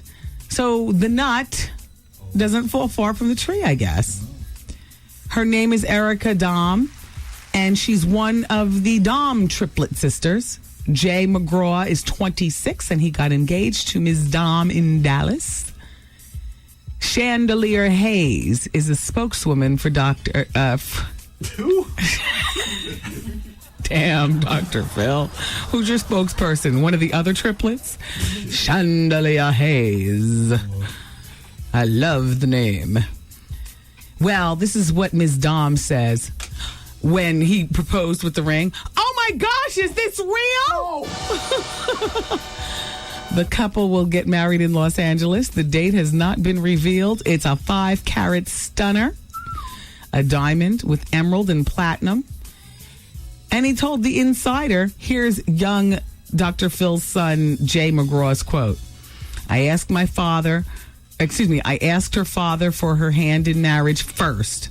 I finally told my parents, and they are ecstatic. She's the one I want to spend the rest of my life with. You mean the one out of the triplets or the one woman? And what about the other two?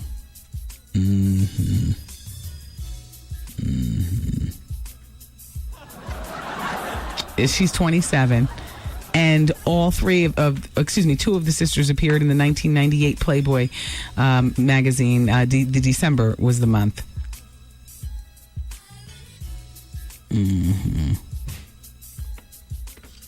Back to Shamar Moore.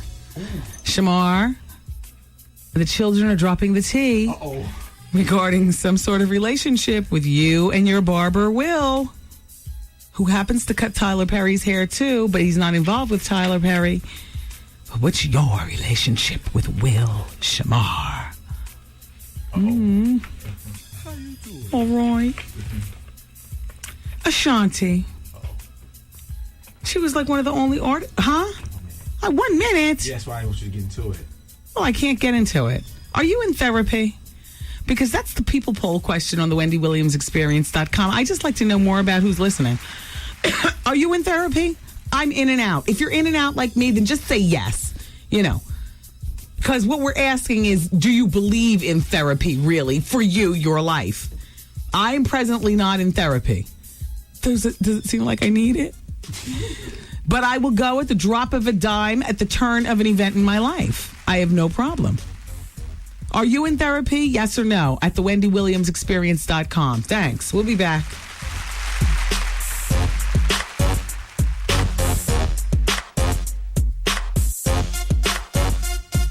Wendy, man. I'm constantly sleeping with my baby's daddy. He is engaged to get married to someone else. Should I give it all up and say, well, I tried to have a relationship here? You can't have a relationship. He's engaged to somebody else. He's about to get married. Really, I just can't take. Yo, what's up, y'all? This is Wyclef Jean, a.k.a. The Preacher's Son, and you're listening to the Wendy Williams Experience. Wendy Williams Experience. Art, what's going on with the message board on the website? Sherelle says, how do we put out a poll question if people can't get to the site to answer it? Is the message board down? Is there a problem? They have nothing to do with the message board. The poll question, that's when you first get on your site. You just click yes or no. Message board is something totally different.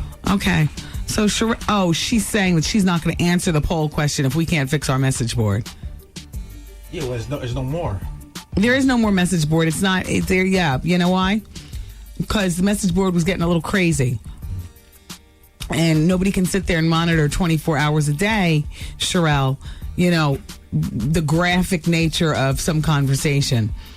And I can't block my website and make it, 21 and older because we also have national sponsors on the website. I mean, I know sometimes we're sophomoric and we digress in some real questionable behavior here on the show. But, this is a professional radio show, and we have sponsors on the website and whatnot, and so we have to keep it sponsor friendly, if you know what I'm saying. And I think you do. Charlize Theron's going to be doing a guest stint on that show on Fox, Arrested Development, in its 3rd season next month. Jason Bateman's on it, and the new season premieres on September 19th. And Charlize Theron of Weed in the Apple Bong fame. Mm-hmm. I've got a blind item, and I think the answer is Tyra Banks. Are you ready? Yes. First, let me okay. Tell me how you feel about this, everybody. And for you, Art, just press the appropriate button. This is not the blind item. The word is that Free from 106 in Park has just landed a job as a VJ for MTV2. And no word on when her album's going to drop.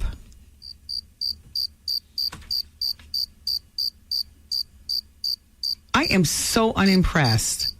You kicked up all that dust only to still be... What do you call this move? A lateral move? No, a downward spiral.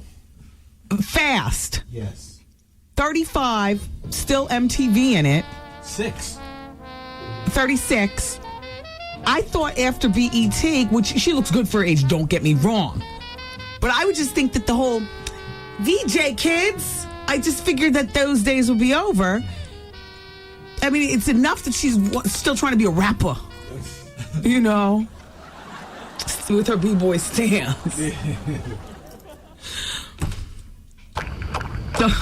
Gotta get out the paw. Yeah.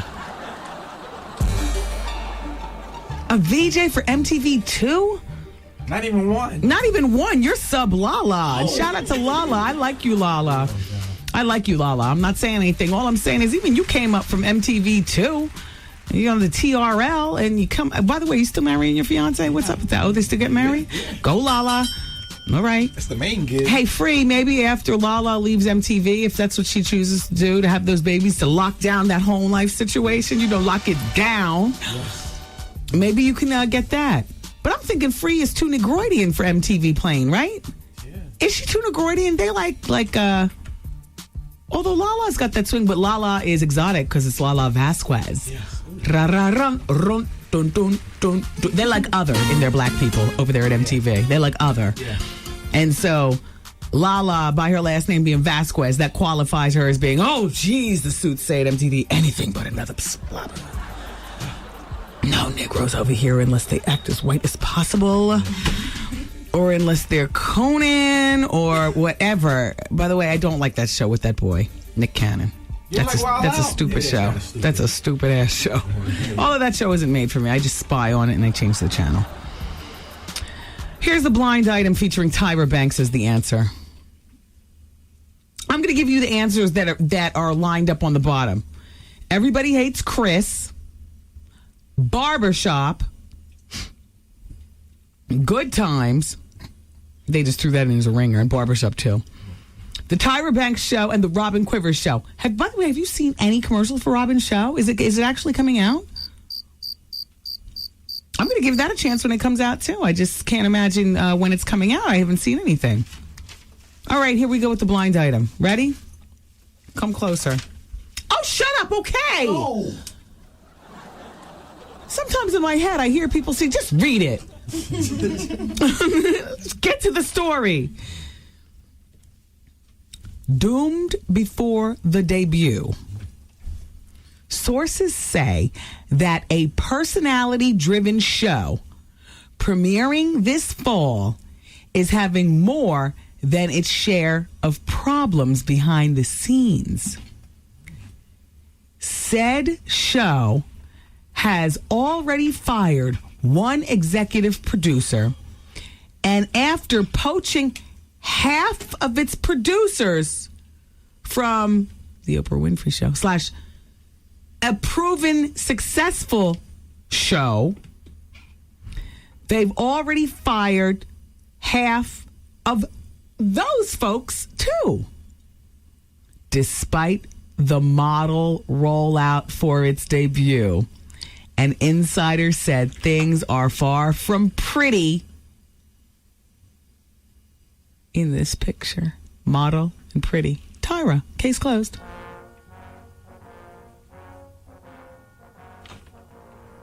I wish there wasn't trouble behind the scenes. Yeah.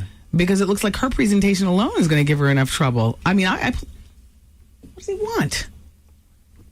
You can't leave the wheel of the car. Who's going to drive? Why is he pointing at you? What you do now, Art? I don't know, man. You know what there is. Anyway, Tyra Banks, do we all agree? Yeah.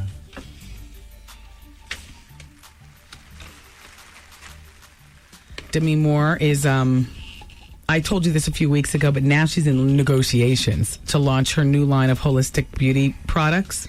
What does that mean? Will they be mixed with Kabbalah water? What does that mean? Holistic beauty products. Well, I'll keep you posted. Jamie Foxx is speaking out regarding the MTV Video Music Awards, as far as Suge and 50 Cent and Fat Joe and all that nonsense. And here's his quote. I love all those guys, man. But if Tupac and Biggie taught you anything, let it go, man. I've been in the game for over 20 years. I've seen them come and I've seen them go. You don't want to be anything tragic.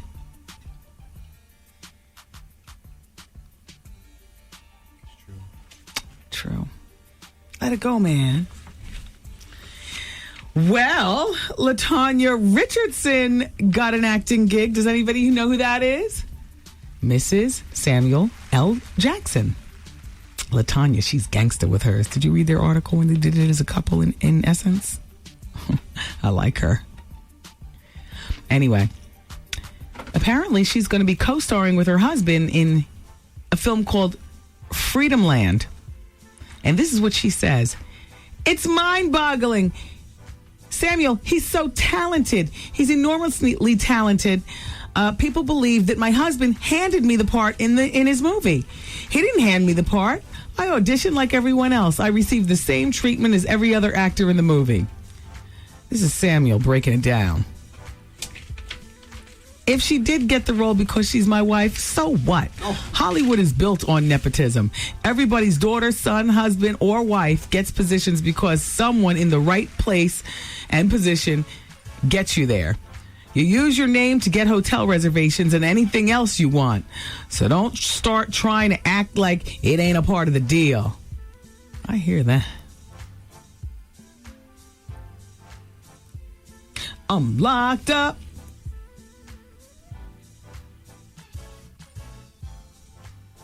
That Akon, man. There is life after jail. Akon and Young Jeezy. All right, can I tell you something really corny but for real? Uh-oh. That's my rollout song. And then I listened to the rest of the Young Jeezy CD. But that particular song, that's my rollout song. You know, when you get in the car and you put the garage door up and you have to roll out slowly. You don't just you start the car and you look through your rearview mirror. You roll out of the garage. Akon and Young Jeezy. You know, roll up the driveway. It's 3:00 in the morning. I'm coming in my newswoman clothes. You know what I'm saying? Neck snapping like that. If you should be on the block. I love Young Jeezy's new CD. And shout out to Akon. I love what you do too. It's a dynamite combination. Soul Survivor. I'm watching you, Wyclef. I'm watching you, doggone you. I'm watching you. And I got a fax regarding you, but you know what? Let me, I told you I was going to tell you about Ashanti. I know. I hear you screaming at me through the radio. Here we go. Ashanti, everybody, was not in Miami over the weekend. Thank God she missed all that. She, as a matter of fact, was on the set of her new film, John Tucker Must Die, earlier this month, and she left that set over the weekend, hopped on a plane, went to Seattle to visit a 15-year-old fan suffering from ovarian cancer. Can you imagine being 15 with ovarian cancer? I'll tell you, you got to be grateful for every day you're here. It was through the Make-A-Wish Foundation. Good going, Ashanti. She had a 3-pound tumor removed, and apparently it came back, and it's incredibly rare, and the tumor was aggressive. She fought hard to recover. She'd had surgery and so on and so forth, and it is fatal to most patients, and Ashanti went to visit this little girl. Here's Servant. You know what, Miss Servant? You're slipping. Ooh. And yeah, we are not fighting. Servant. She says, Wendy, you, my sister, are slipping. Do you really think that Angelina Jolie would risk losing Brad Pitt over Wyclef Jean? Don't you think they knew cameras were there? Don't you think that she is trying to keep the light off her and Brad? Just like there is no way in hell that Eddie Murphy would be interested in Mariah Carey. Come on, girl. It's all part of the game. No, Servant, you're slipping. Oh. Angelina Jolie is the devil. Ooh. She might be one of the few women on earth that a man will know she's sleeping with somebody else and stay with her anyway. Right. And it's not just because of the private factor. It's because she gets him trinked with her chinky eyes. Puts a spell on him. Puts a spell on him? Yes. What song is that from? Trinked by your chinky eyes. Anyway, she puts a spell on him. Yeah. Brad Pitt could walk in and see Angelina riding Wyclef like a stallion. Oh. And say, oh, excuse me. I'll go back in the nursery and tend to Maddox. That's how she's getting down. That's the devil. That's the devil. Yeah. Besides, she doesn't want Wyclef for a relationship. For her, it's a hit and run. Conquer, hypnotize, and always leave them wanting. I'm telling you, Wyclef. Oh, sock passe. I'm watching you. And hell no, Eddie Murphy isn't interested in Mariah Carey. Why, you ask? Tell him. No, I'm not going to tell him. This thing is on to me. Shout out to Johnny Gill, though. Oh! Excuse me? Oh, sorry. Who happens to be a friend to the show. Oh, yes, he is. I've said nothing. Ow. All right. Hey, Servant. It's Wendy, man. You had a caller call in once and ask, how do you not get crack lip when you chiefing? Yes. Tell them to roll a filter up in their stuff and they'll be all right. Thank you. You welcome. I mean, they thank you. The Wendy Williams Experience. Hey, check it out. This is Ludacris. It's time to roll out the red carpet because you know who the hell you listening to. It's the one and only queen of radio, my girl, Wendy Williams. Yes. This is exclusively a Wendy Williams. Wendy got the heat. From the nipple to the bottom, never satisfied. This is exclusively a Wendy Williams. Wendy got the heat. Hold up to the mama, baby.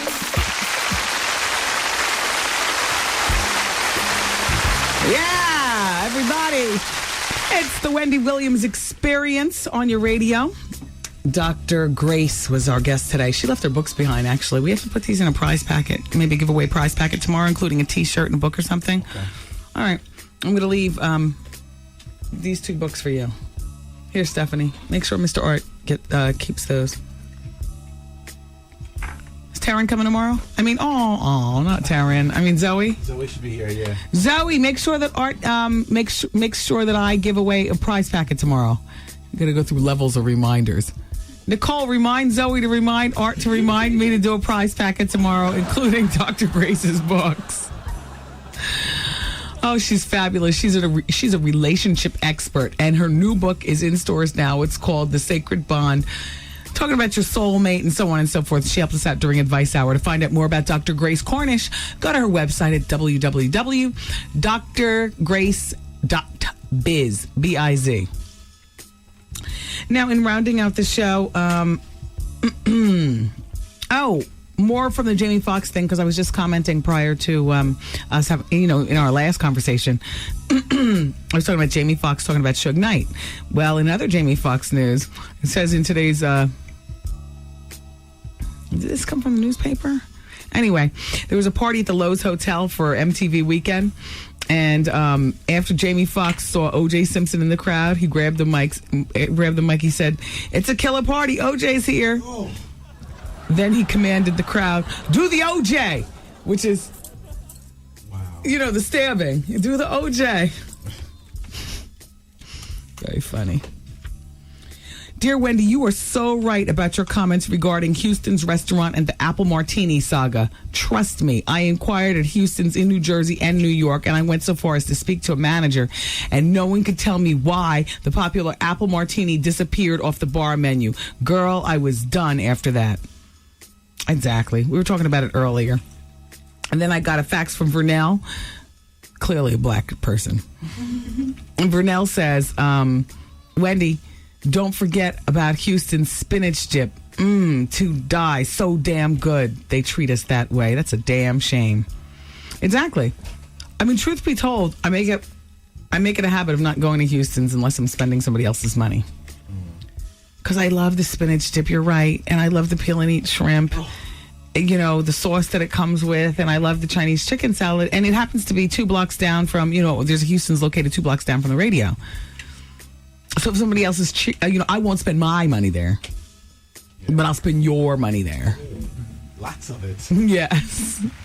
But no, they don't serve apple martinis anymore. I was saying everybody earlier, because apple martini happens to be the choice drink of the Negro, a.k.a. the cheapest tipper in the world and the rowdiest. Like, we, according to Houston's, give the most problem at the table and tip the least.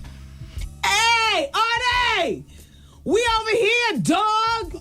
Here comes Art, what's up in and high-fiving his way through the restaurant. Gets in there, plops down at the table, throws his bag on the floor, the waitress trips right there. That's what they're trying to drum up. So they figure if they take away our drink, then they can get rid of our patronage. But the spinach dip, if I could just find that recipe, I'd be good. And Hawaiian steak. The Hawaiian steak, there you go too.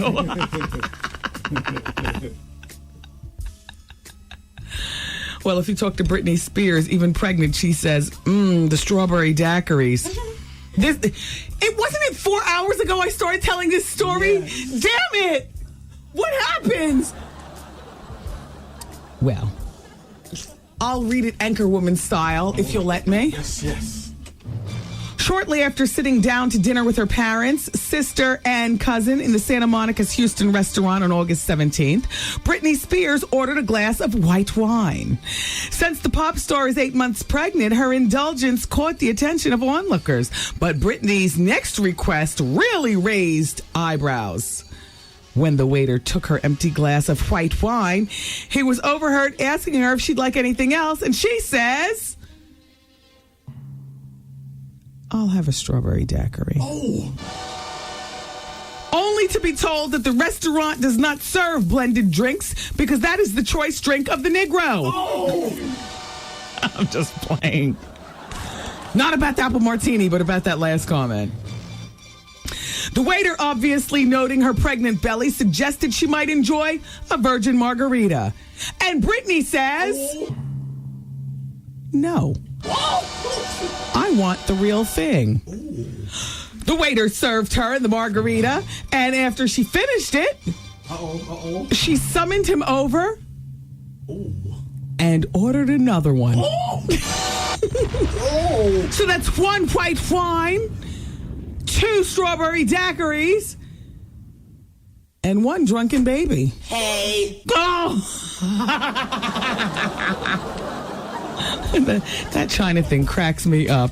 How many months ago was it that she was here? I think I'm going to say that on the news tomorrow morning. Oh, no. When Chris is going to say, What's he gonna do? Chris Galis on the Fox News, he's going to say, good morning, Wendy. Nice to have you here. I'm going to say, thanks for having me here, Chris. And then I'm going to look at the camera. Easy. And I'm going to say, hey. And see, you gotta formulate your tongue to get the right sound. It's gotta kind of lay over your teeth all sloppy like. Let him know again. Hey. I'm gonna say that tomorrow on the TV. That's gonna be my special hello to everybody listening now. While many doctors say it's fine for moms-to-be to have an occasional glass of wine, most would advise against having more than 1 drink a day. So Britney's behavior came as a surprise. After all, the pop star is so concerned about her health and her pregnancy that she yada, yada, yada. The point is she's in her 3rd trimester. And there she goes drinking. Just a drinking. And parents just a co-signing because everybody's on the payroll. Yeah. Who were they to tell her?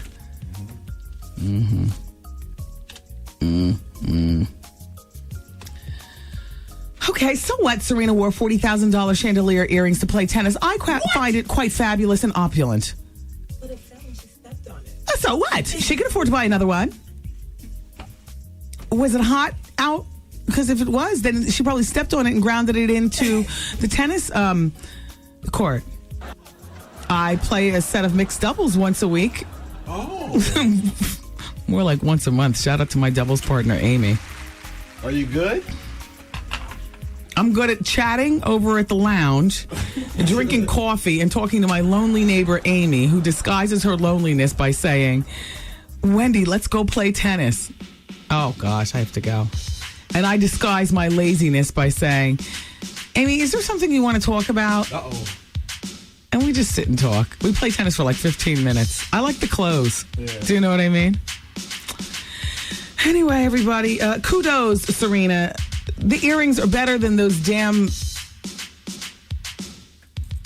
The uniforms are crazy. Yeah. I know she's trying to be different on the court, but, you know. She's reaching. The big reach. They caught her in a bad shot, too. She's a young girl, but I swear, in a shot that they caught her in either the Post or the News, she looks like Miss Jane Pittman from the neck up. Because, it's the fierce look when you're trying to swat the ball. You know, look at yourself in the mirror when you're trying to swat a tennis ball. Just pretend. See, what do I look like? Do I look like I'm about to kill somebody? That's what I'm going to do. He says, good morning, Wendy. I'm going to say, good morning, Chris. I'm going to look at the camera. I'm going to say, good morning, everybody. Then I'm going to go, hey. Hey. Then in my mind, the laughter is going to play. How you doing? Love you for listening today. Thank you, Dr. Grace. You're silly. I'll talk to you all tomorrow, God willing. Bye-bye. These party people. See you later. I'm saying bye-bye. Good night. Program complete. Good night, nurse. Where are we going from here? We're doing the hour of bonus. Lots to talk about. Art Garfunkel got caught with the weed in the car again. There's a 37-year-old woman who's pregnant and she's been married for 4 years, but there's a problem. We'll talk with her about that. I mean, really, you know what? I have a plethora of advice left over because Dr. Grace wasn't, able to answer everybody. So, maybe if you all want to help out, sure. The fax machine is open and full of paper. We're going to gossip our way through as well. And, of course, the phone lines are open, and I'm ready for your phone calls at 866-GET-WENDY. It's the Wendy Williams Experience bonus hour coming up next right here on your station, The People's Choice, with a big announcement just around the corner. But not today. Since you've been listening this far, we're going to throw in a little bonus hour. You ready? How long is this bonus hour going to last? I'm getting addicted. No, let me tell you. I love this extra hour. Everything is organic here on the bonus hour. Yeah, baby. Hey, yo, check this out. It's Wendy, man. Here it is. It's the bonus hour on the Wendy Williams Experience. 107.5 WBLS. New York City, New York City. What's going on, everybody? Welcome to the bonus hour. Shug is so just ill. Prior to being shot in the leg, do you know what he did, they're saying? So he's in the VIP. He reaches on a table where a woman is sitting with her friends. He picks up the Hennessy bottle and pours himself a drink. She's like, hey, what are you doing? He says, pouring myself a drink. And puts the bottle back down and walks away. Can you imagine? Dear Wendy, my husband of 10 years feels it isn't fair that my mother charges us to babysit our 2 children, ages 9 and 5, compared to my brother, who has 3 children, 16, 13, and 1. And yes, she does watch the 2 bigger kids. My brother and mother own a 2-family house together. My husband always retorts that if his mother were still alive, she would never ask or even think twice about charging us to watch the children. But Wendy, I would still give her something out of consideration for what she's doing. I don't encourage lying between spouses, but I do encourage holding certain things closer to the vest. Why does your husband have to know that you slipped your mother a few dollars to watch your kids? That's all I'm saying. Is that a lie in the Bible, Art, Reverend? No, it's not. That's all I'm saying. Do you understand what I mean?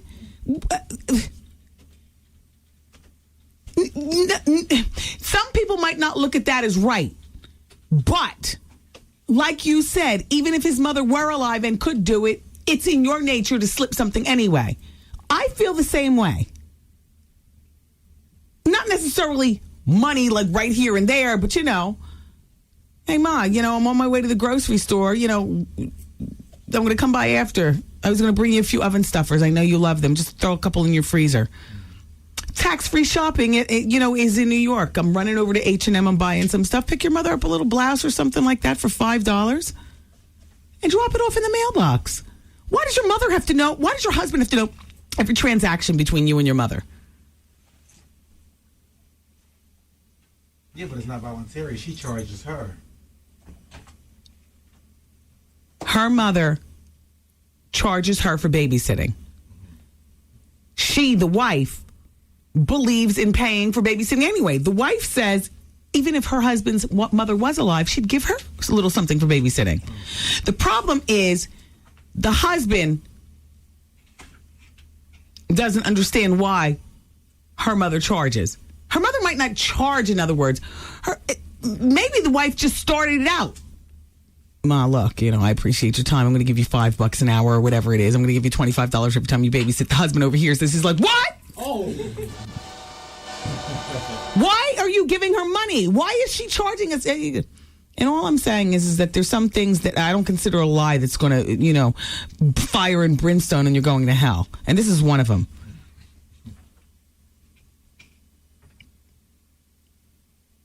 And that's from a person called Curious to Know What You Think. What I think is that that's not a major lie. Why does your husband have to know every damn move you make? Every damn move. And that's the same thing for the wives. Husbands, you know, if you're going to slip your mother or your father a little something, if it's not poaching from your household income, if it's nobody knows why does it all have to be shared? The niceties that you do to the people who raised you. That's all. Rashawn says, hey, Wendy, you look great this morning. Stop slouching and sit up. Ugh! My boobs are so heavy. I'm only playing. You know what it is? When I sit up, I've got to prop myself up on the table. When I prop myself up on the table, I start playing with my nails. 3 people in the street today said, Wendy, the only thing is that you click your nails and it's like you're nervous. No, I'm not nervous. It's just that what do I do? Suggest something that I bring that I play with in my hands tomorrow. What should I bring? A slinky? A pen? Yeah. Then I'll start pen tapping. One of them clay stress reliever balls. It's real mushy. Oh, no, that's going to look real obvious. Oh, okay. I mean, I have one. Yeah. Take paper and go like this, like you're looking at your notes. Like I'm a real newswoman looking at notes? Oh, yes. This just in. I'll be there all morning going like this. Good day, New York. And then the papers will fly all akimbo. I'll mess everything up. Never have her back again. No, there's got to be something I can do. I know what I'm going to bring. How about if I play with a crystal? No, that looks too crazy and holistic. A Rubik's Cube? How about if I just bring my BlackBerry and text message everybody all morning? Hey, I don't have a BlackBerry, I know. I'm not nervous at all, but it's just that, you know. Somebody here said you look absolutely fine, so stop tripping. Everybody has something to say. Yeah, I want to look perfect. Oh. It's my dream of being a newswoman, and you only get one shot. Well, you look good. Jody will be back next Tuesday. Yeah. I got tomorrow left, and then Monday. Are the chairs comfortable? Oh, yes. They put a pillow under my chair. Listen to this. Gayless is 6'6". When you watch me stand next to him, look, when I actually stand up and we go over to like a sports zone in the studio or outside, that's when I put on my heels. I got my 4 inches on. So I'm 5'11". I get judged up to 5 or to 6'3". Gayless is 6'6". Big feet? Big feet. Damn. Wow. And physically fit. And you know what? I feel like such a little woman next to him. Oh. They actually put a pillow on my chair to prop me up like a little girl, you know. They prop me up. I sit on a pillow, a thick one, too. The pillow is thick like 3 phone books together. Is Mike cute in person? Mike is good looking in person. Wow. And I got to tell you, he's got a body. And I got to tell you something else. That Stacey Ann, camera doesn't do her justice. I mean, she looks good on camera, but, you know, like exotic. You know, she's got the eyes and that whole bit. But A, she's got a sparkly personality. And B, she's even more attractive in person. You know what I mean? I have fun. I hope Penny Crone brings me my candy necklaces tomorrow because I'm going to wear one. She's a crazy broad. I love her. You got a new family. I do. Are you upset? We're really upset, are we, guys? Christmas time, I got a whole another Christmas party to go to since I've never been to a VH1 Christmas party. Easy. I'm just saying. It is what it is. You never been to VH1? Never been invited. It's crazy. Never been invited.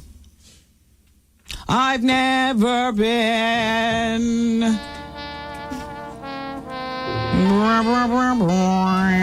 invited to VH1 Christmas. Mm-mm. Wow, that's crazy. No. Maybe this year. I'll be busy at the Fox 5 Christmas party. Are you kidding me? There you go. Only have time for 2. BLS and then the end is whatever. Mm-hmm.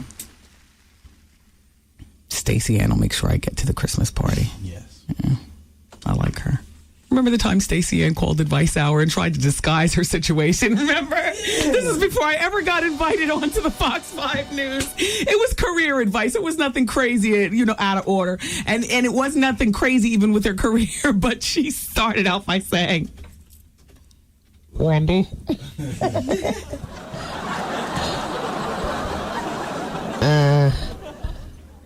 I need career advice. I'm like, why can't I understand you? Because you're familiar with what I do. I listen to your show all the time.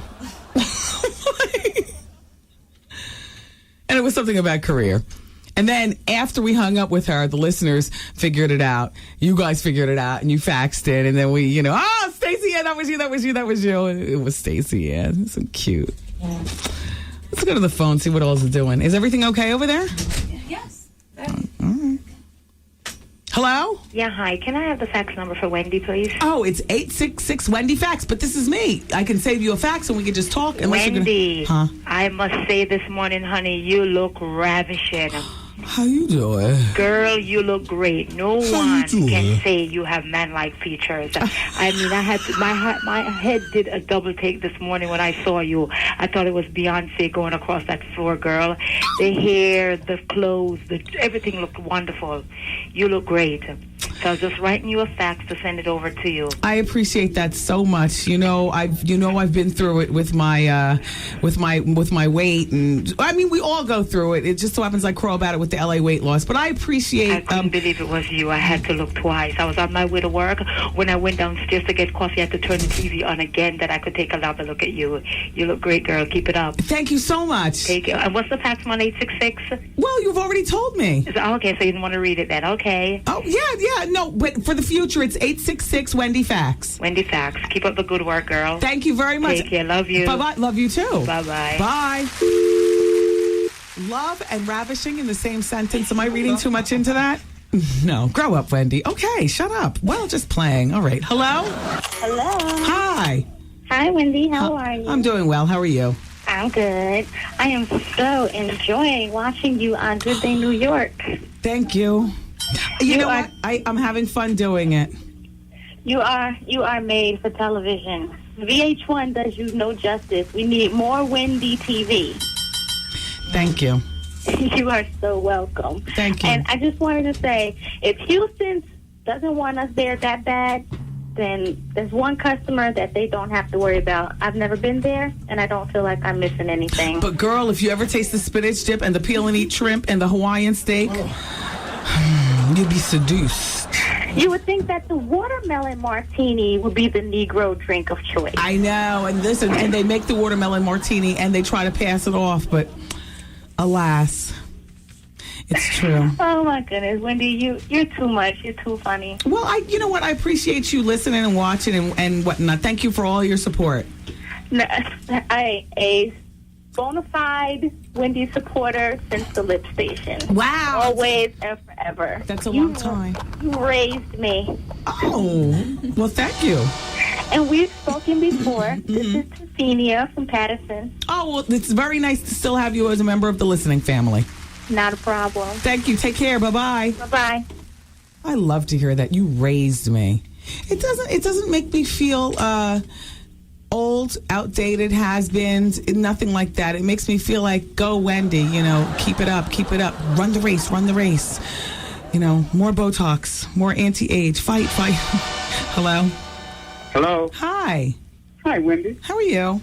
I'm fine. Good. How are you today? I'm fine. Oh, I think I just asked you that. Oh. I was just listening to you on the radio, and luckily I got in. Wow. Well, thank you, sir. Who are you? My name is Moses. Okay. My name is Moses, a.k.a. Mo. All right, Mo. Well, now, where do you stay? I stay in Far Rockaway. How old are you? Me, I'm 53. All right, nice to have you here. It's dinner time. Who's doing the cooking? You married? No, I'm separated. I mean, is everything amicable? You going for divorce? What are you doing? Yeah, I'm going for divorce. Would you cheat? But everything is everything. I'm by myself. I got my own place, and everything is looking up for me. How long have you been separated? I've been separated about a year. Yeah. Well, when are you going to file for actual divorce? I already filed for divorce. Oh, good. How many kids do you and your soon-to-be ex have? We have 4 kids. All grown, though. So you got yourself a little something sweet to spend time with now? Yeah, sure. Yeah. Of course. Yeah. Does she live with you? No, she don't live with me. Yeah. I can't live with nobody else. Yeah. Were you cheating on your wife? Was I cheating on her? No. Yeah. Just irreconcilable differences. I never cheated on her. Yeah. Well, who asked for the divorce? Well, we just couldn't get along. Yeah. How many years of marriage at that point? I was married 19. It happens. I was married 19 years. Yeah, it happens. Yeah. All right, Mo. Well, I appreciate you listening. And this is my 3rd marriage, so. Oh, all right. But I would never do. I would never do it again. Oh, I hear that. They say, well, who's going to take care of you when you're 73? Oh, well, I'm good. I take care of myself. I can take care of myself. Plus, you got 4 kids. Yeah. All right, Moses. And it was nice talking to you, Wendy. And I love the Wendy Williams hour. Thank you, Moses. Okay. Have a wonderful night. You too, sister. Bye bye. Bye bye. Are you still supposed to be? I mean, say no to drugs. Okay, I'll just preface that. With that said, how do you feel about a 63-year-old man chiefing in the car? I mean, is that just a little sad? Just a little? I mean, like, Pops, couldn't you have left that where back there in your younger years? Or he got glaucoma. Well, I'm talking about Art Garfunkel. Oh, he's cool, white boy. He's entertainment. That's showbiz. Oh, okay. So you're supposed to be doing it. He gets a pass. Yeah. Well, no, he doesn't. This is the second time that he's been driving and chiefing. Oh my God. In January of 2004, he was charged with marijuana possession after the state cops pulled over his limo for speeding. Oh. And I guess the smell wafted up into the driver's cabin. This was right near Woodstock. It was a small amount of marijuana found in Garfunkel's pocket. You know, he was fined. But in the meantime, do you know that this past Sunday, as in 2 days ago, he was charged with weed again? The cops stopped him and found the marijuana cigarette, they say, in the ashtray of his car. Maybe somebody left it. Cops pulled him over for failing to stop his vehicle at a stop sign. Oh, he was toasted. Nice. Blazing through the stop signs, Wardell Fenderson style.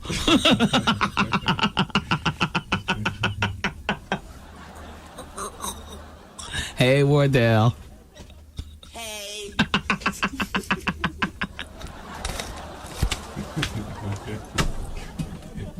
I never get tired of hearing that. Hey. Hey.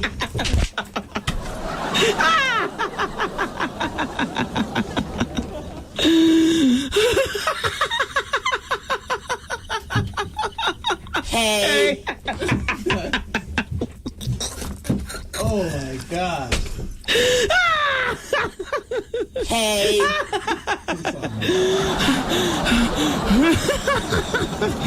Oh God. Gosh. So it's cool if you're a rock and roller, but not if you're your average 63-year-old man? All right, just checking. This is left over from Advice Hour. I just have to get these things out of the way, especially when I see that people are really brokenhearted. They seem like they really need help. This man's about to leave his wife.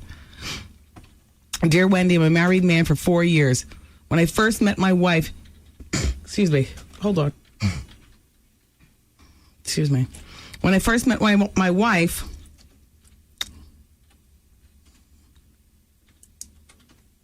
she knew I took care of my mother.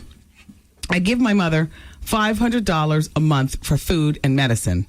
She's diabetic and lives on a fixed income. My wife never said anything to me negative about me taking care of my mother. Recently, I found out my wife has been saying some really negative things about my mother to one of her friends that she gets advice from. She called my mother a project bum loser.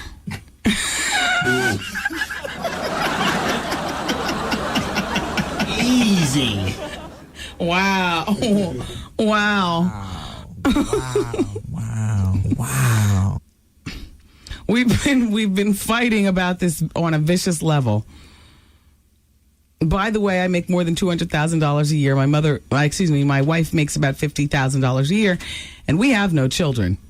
She claims our income should support the family first. I told her that she has a lot of nerve telling me I can't support my mother. She makes very nasty, vicious comments to me about my mother. My mother has no idea that my wife feels this way about her. I feel so betrayed. I feel I should get a divorce. What do you think? My friends tell me that she must have been desperate to get married to withhold her feelings about me supporting my mother and then bring them up after we're married. Man, it's been 4 years. Don't try to put this off on this one situation on you divorcing your wife. Because if you were writing me as opposed to going and talking to your wife about it, as opposed to fighting like cats and dogs, I mean, your wife is dead wrong for saying those feelings to a friend with a big mouth. Saying those feelings to a friend, first of all. Second of all, your family is you and your wife. That's two able-bodied human beings. You don't have kids. You and your wife are the family. So as long as your home bills are paid, it's not like you got the Brady kids living with you or something like that. Why not? What is wrong with you spending the money on your mother? And once again, why does your wife have to know? I mean, you make more than enough money for $500 to get lost in the cut someplace. Why does your wife have to know? Oh, I know. You want to be totally honest. Well, listen, sometimes honesty is not the best policy. And by the way, it sounds like you and how do you all get along outside of her comments about your mother? I'd be interested in finding that out, wouldn't you? They've been married for 4 years, wouldn't you? Do you think his anger towards his wife is manifesting itself through this mother situation?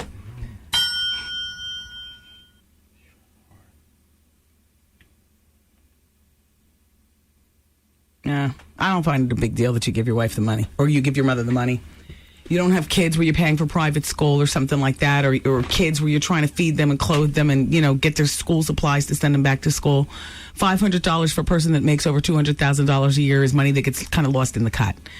Cheaper to keep her. Cheaper to keep who? The wife? Mm-hmm. Oh, yeah, she's going to take half. Yeah, he ain't going to have no $200,000 after that. No, you're not going to have another $200,000, but this sounds like a man who wants to stand on his principles. He doesn't sound like he's about the money. He's helping his mom. She's sick. She has a fixed income. She needs food and medicine. She's diabetic. Why not? You could have done the all tragic move and moved your mother into the house. So, you know what I mean? Please. Stop fighting, though, and figure out what the real deal is with you and your wife. Tell Mom to hold on.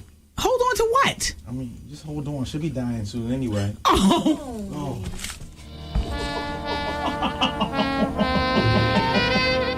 Here rests a beautiful woman at one time. Shut up, Art. Shut up, Art. I'm not going there with you. I'm not traveling that road. I'm sorry. He presses his own laugh track. I'm sorry.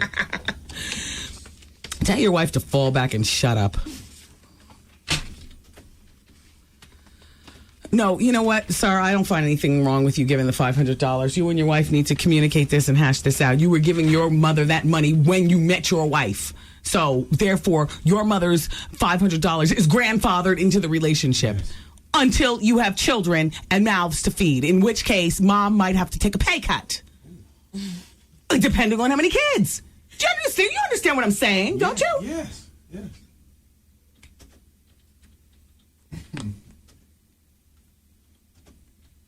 Wendy, I was laughing hard this morning when you and Chris talked about Brad Pitt and the picture of him with the kids when you mocked Celie from Color Purple. It's because I said, ain't nothing coming good to you. I did it on TV. You did? Yeah, I did. And so this person goes on to say, I don't think Chris had any idea what you were talking about, but it was funny. And as for Brad and Angelina, she needs to realize how you get him is how you keep him. He won't stay with her. She's too much for him. And he'll eventually get over his infatuation and move on. Yeah, he's got to break the spell. Kanye West has filed a lawsuit against one of my DJ brethren out in Chicago. Apparently the DJ in Chicago, possesses 10 unreleased songs that Kanye West produced before he was 18. Sounds fair, Kanye? Yep. Suing for what? Suing for what? I guess the masters. You can't have them back. I don't have them anymore. Oh. See? I don't have them anymore. They got lost. That's right. They're lost. In the meantime, it's a 20-page lawsuit. It was just filed yesterday. The DJ's name is E-Smooth. And he tried to distribute the masters earlier this year, and somebody snitched on him. Got back to Kanye. Now Kanye's trying to sue.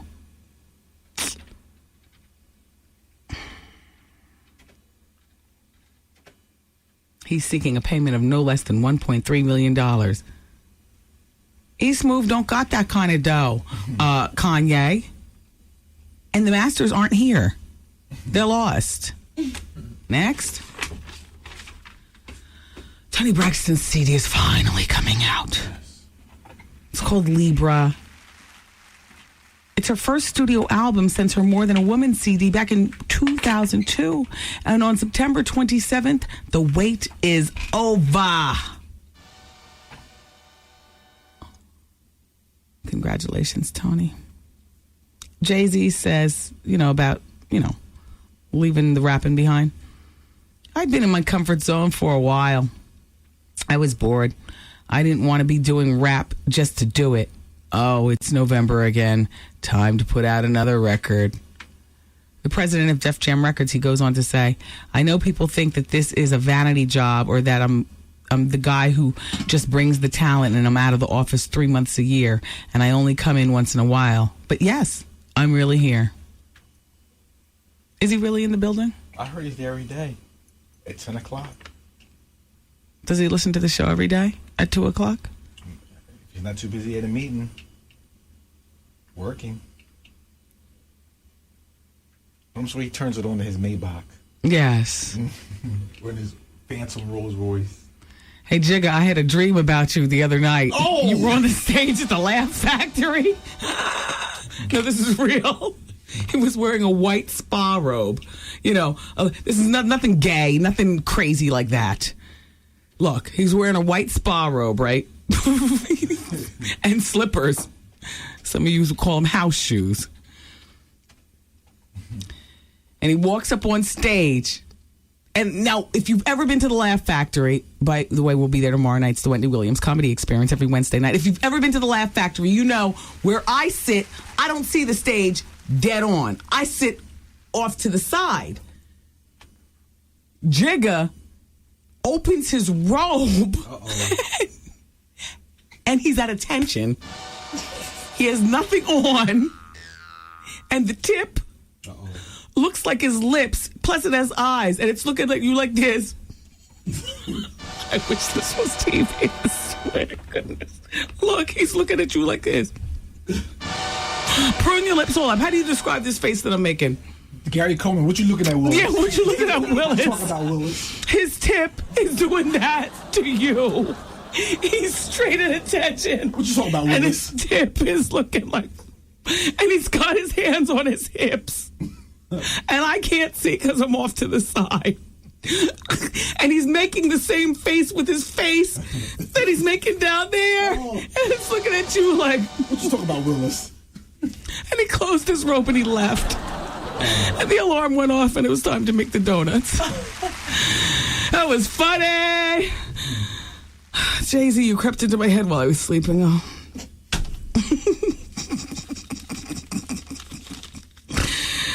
Oh, we need to take a break. Oh, wait. I need a tum to tum-tums. There's something heartburny in here. Uh-oh. You think everything's coming up through my throat or something? Is it painful? Yes, it's been 4 days. Really? I told you Friday was the last time. What the heck? I ate so much cheese on Thursday and Friday that when you get your joint tomorrow? Tomorrow at 10:30. I can't wait. You can. But I feel fine. My stomach feels really bloated though. Yeah. And I wanted to take Correctols, but I know that, I'm on the news. Like, I'm working all the time for the next few days. There's no bathroom to be, and that's the last thing I need. Wendy came to Good Day New York, blew up the bathroom. Oh. We're not inviting her back. Every commercial break, she was back and forth. That's crazy, because I'm addressing that tomorrow at the Laugh Factory.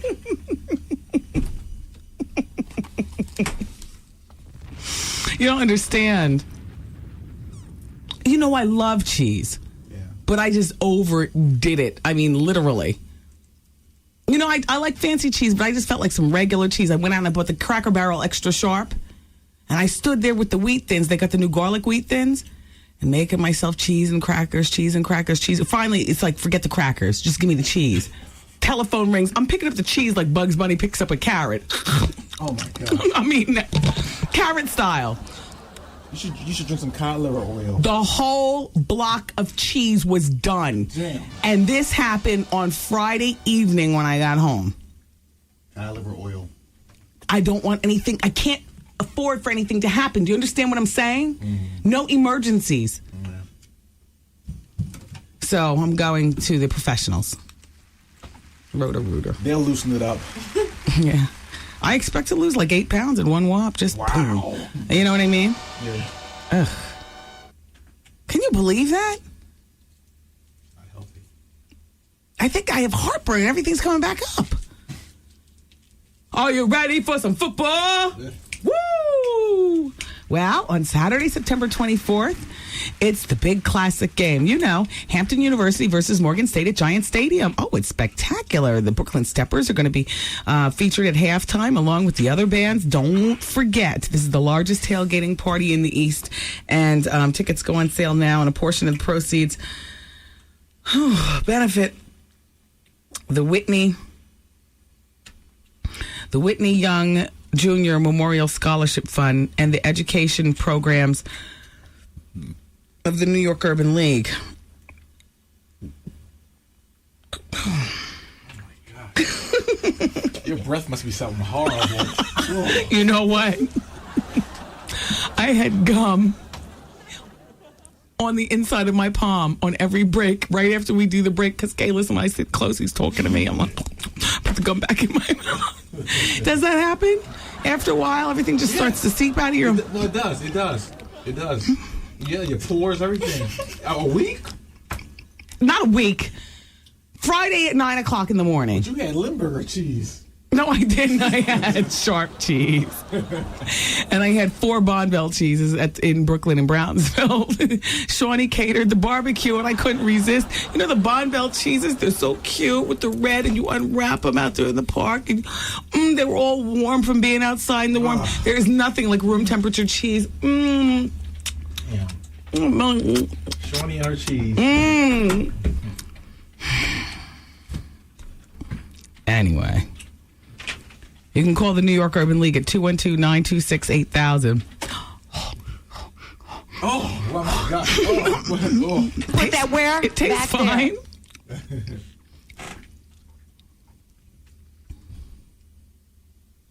212-926-8000. We have extension 155. Don't forget that game is on Saturday, September 24th. We must take a break. And when we come back from the break, we're going to have like 2 minutes. Oh, I have tickets to go to that game.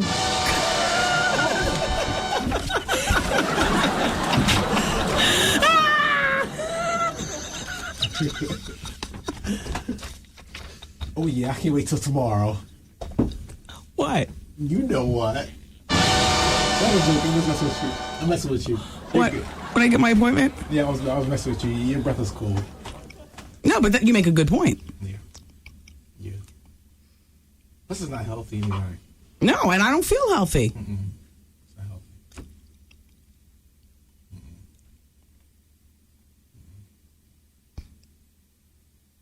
It's probably lumped up real tight. You need to get it loosened up. I got my appointment. Yes. Time to give you a double. What are you reading my mind? That's what you was thinking? My appointment is for a double. There you go. Yeah. Get a double. A double. Yeah. An appointment usually is an hour, 45 minutes at the least, 1 hour at the most. And I've, blocked off an hour and a half. There you go. Yeah.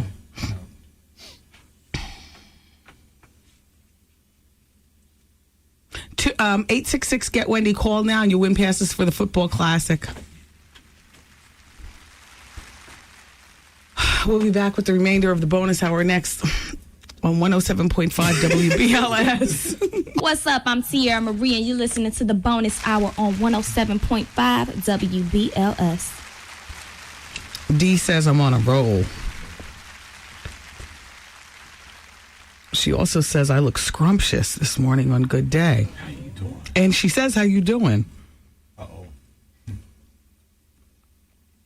She says she also notices that Chris sits real close to me. No, that's me sitting close to him. I'm trying to get my shine on. You're not going to leave me out of the camera shot. I'm going to make it hard for you to get a tight shot on you. No, you know what? Yeah, we do sit close, right? Shout out to Cabral Miller. I'm so glad that you invited me to come to your eye center. On Good Day, we were talking about the kids going back to school, and the doctor, Dr. Steve, was mentioning something about making sure that you get your kids' eyes checked.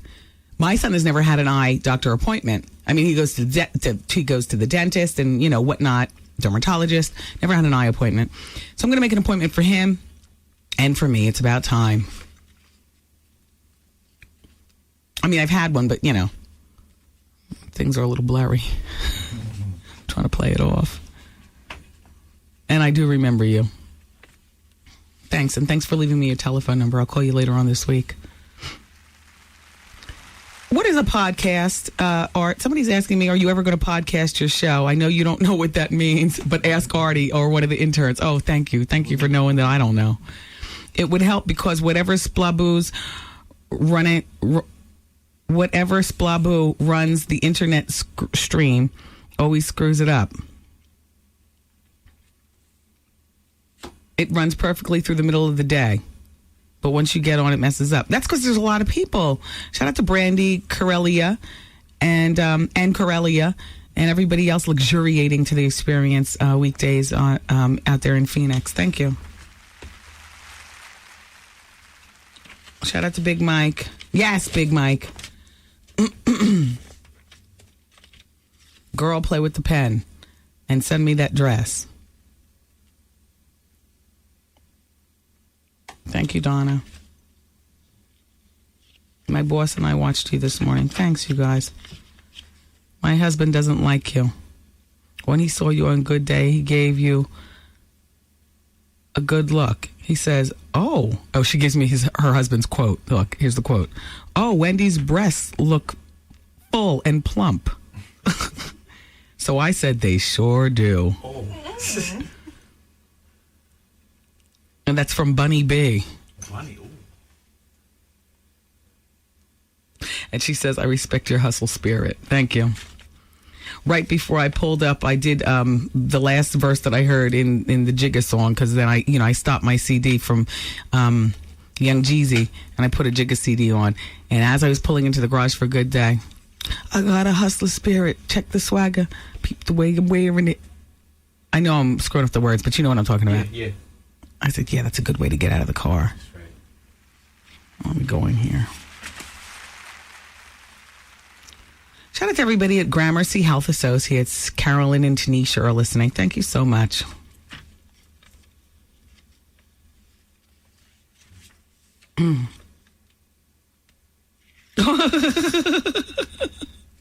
person says, I wanted to comment on seeing you on the top news show in the morning, Good Day New York. I was stunned when I heard your voice. I had to turn over in the bed and put my glasses on to see if I was hearing correctly. It was you. Oh, thank you. Shout out to everybody there at Montefiore Medical Center Radiology Department.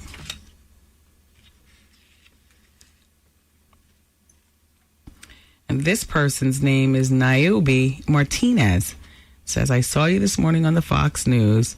I've been listening to you for years, and I've always loved you. On another note, do you need a personal assistant?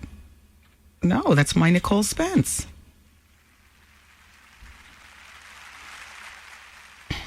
I love her.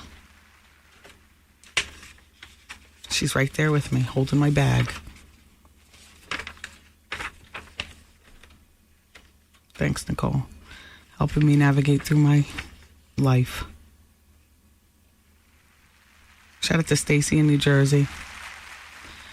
The reason why I'm taking the show out like this with, a couple of shout outs and on a downtime is because I'm realizing that, the first half hour wasn't really a half hour. The bonus hours, I talked for 35 minutes straight, and then we went into the commercials. We came out of the commercials. I had like 4 minutes left on the show, and now I'm saying that it's 51, and I'm about to get the wrap up sign. So what is the point in going into another story or another facts? In the Bronx on Saturday, September 3rd, you can join Bob Lee at Bronx Suzuki, 4070 Boston Road, and you can enter to win a new Suzuki. Isn't that great? If it's free, it's for you.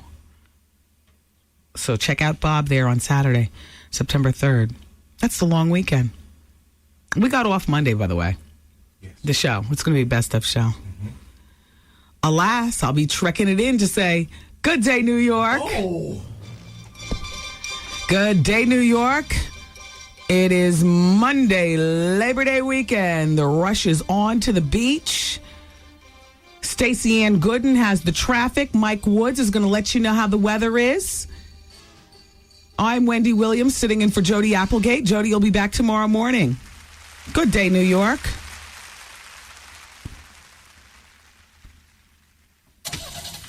Thanks, Jody. All right, you guys, I got to go home to go to bed as soon as I get in the house. What time do you go to bed at night? What time do you go to bed at night now? You know what? Damn me. Last night I did get caught up in trying. Oh. I got caught up for a moment. Nothing happened, though. And then I looked at the clock and I said, damn, I've been trying for like an hour. Growing Up Gotti's now on. Were you sweating and turning red? No, because you blow blood vessel. Oh, yeah. And that's the last thing I need. I got to get on TV. There you go. I got to present the news. I can't do that with the red eyes. No.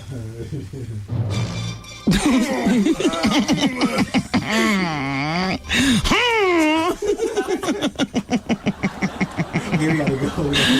All right, you all. I'll talk to you all tomorrow morning, bright and early on Good Day New York. I'm Wendy Williams in for Jody Applegate from 7 a.m. to 9 a.m. with Galis and Woods and Ann Gooden. And Gooden. Hey, Stace. And the rest of the Fox 5 News team. And then I'll be here tomorrow at 2 p.m. to give you another radio program. Because I'm a hustler, baby. Oh. And the man, Bonnie Harper's up next with The Quiet Storm. Look, you all, I humbly say thank you for listening. Thank you for laughing. And thank you, for watching in the morning. Thank you for watching. I'll wake up with you bright and early. I'll wear something special for you, too. And I'll try to figure out what I'm going to do with my hands. I don't know what. I think I'm going to go home and do a polish change. I have on like pinky corally right now. Yes. I'll do a little polish change and figure out what I'm going to hold in my hands. Maybe I'll bring something that needs batteries. Wouldn't that be funny? What is that Wendy has in her hands? Oh, I got to go home. Come on. I gotta go home. Take me out. I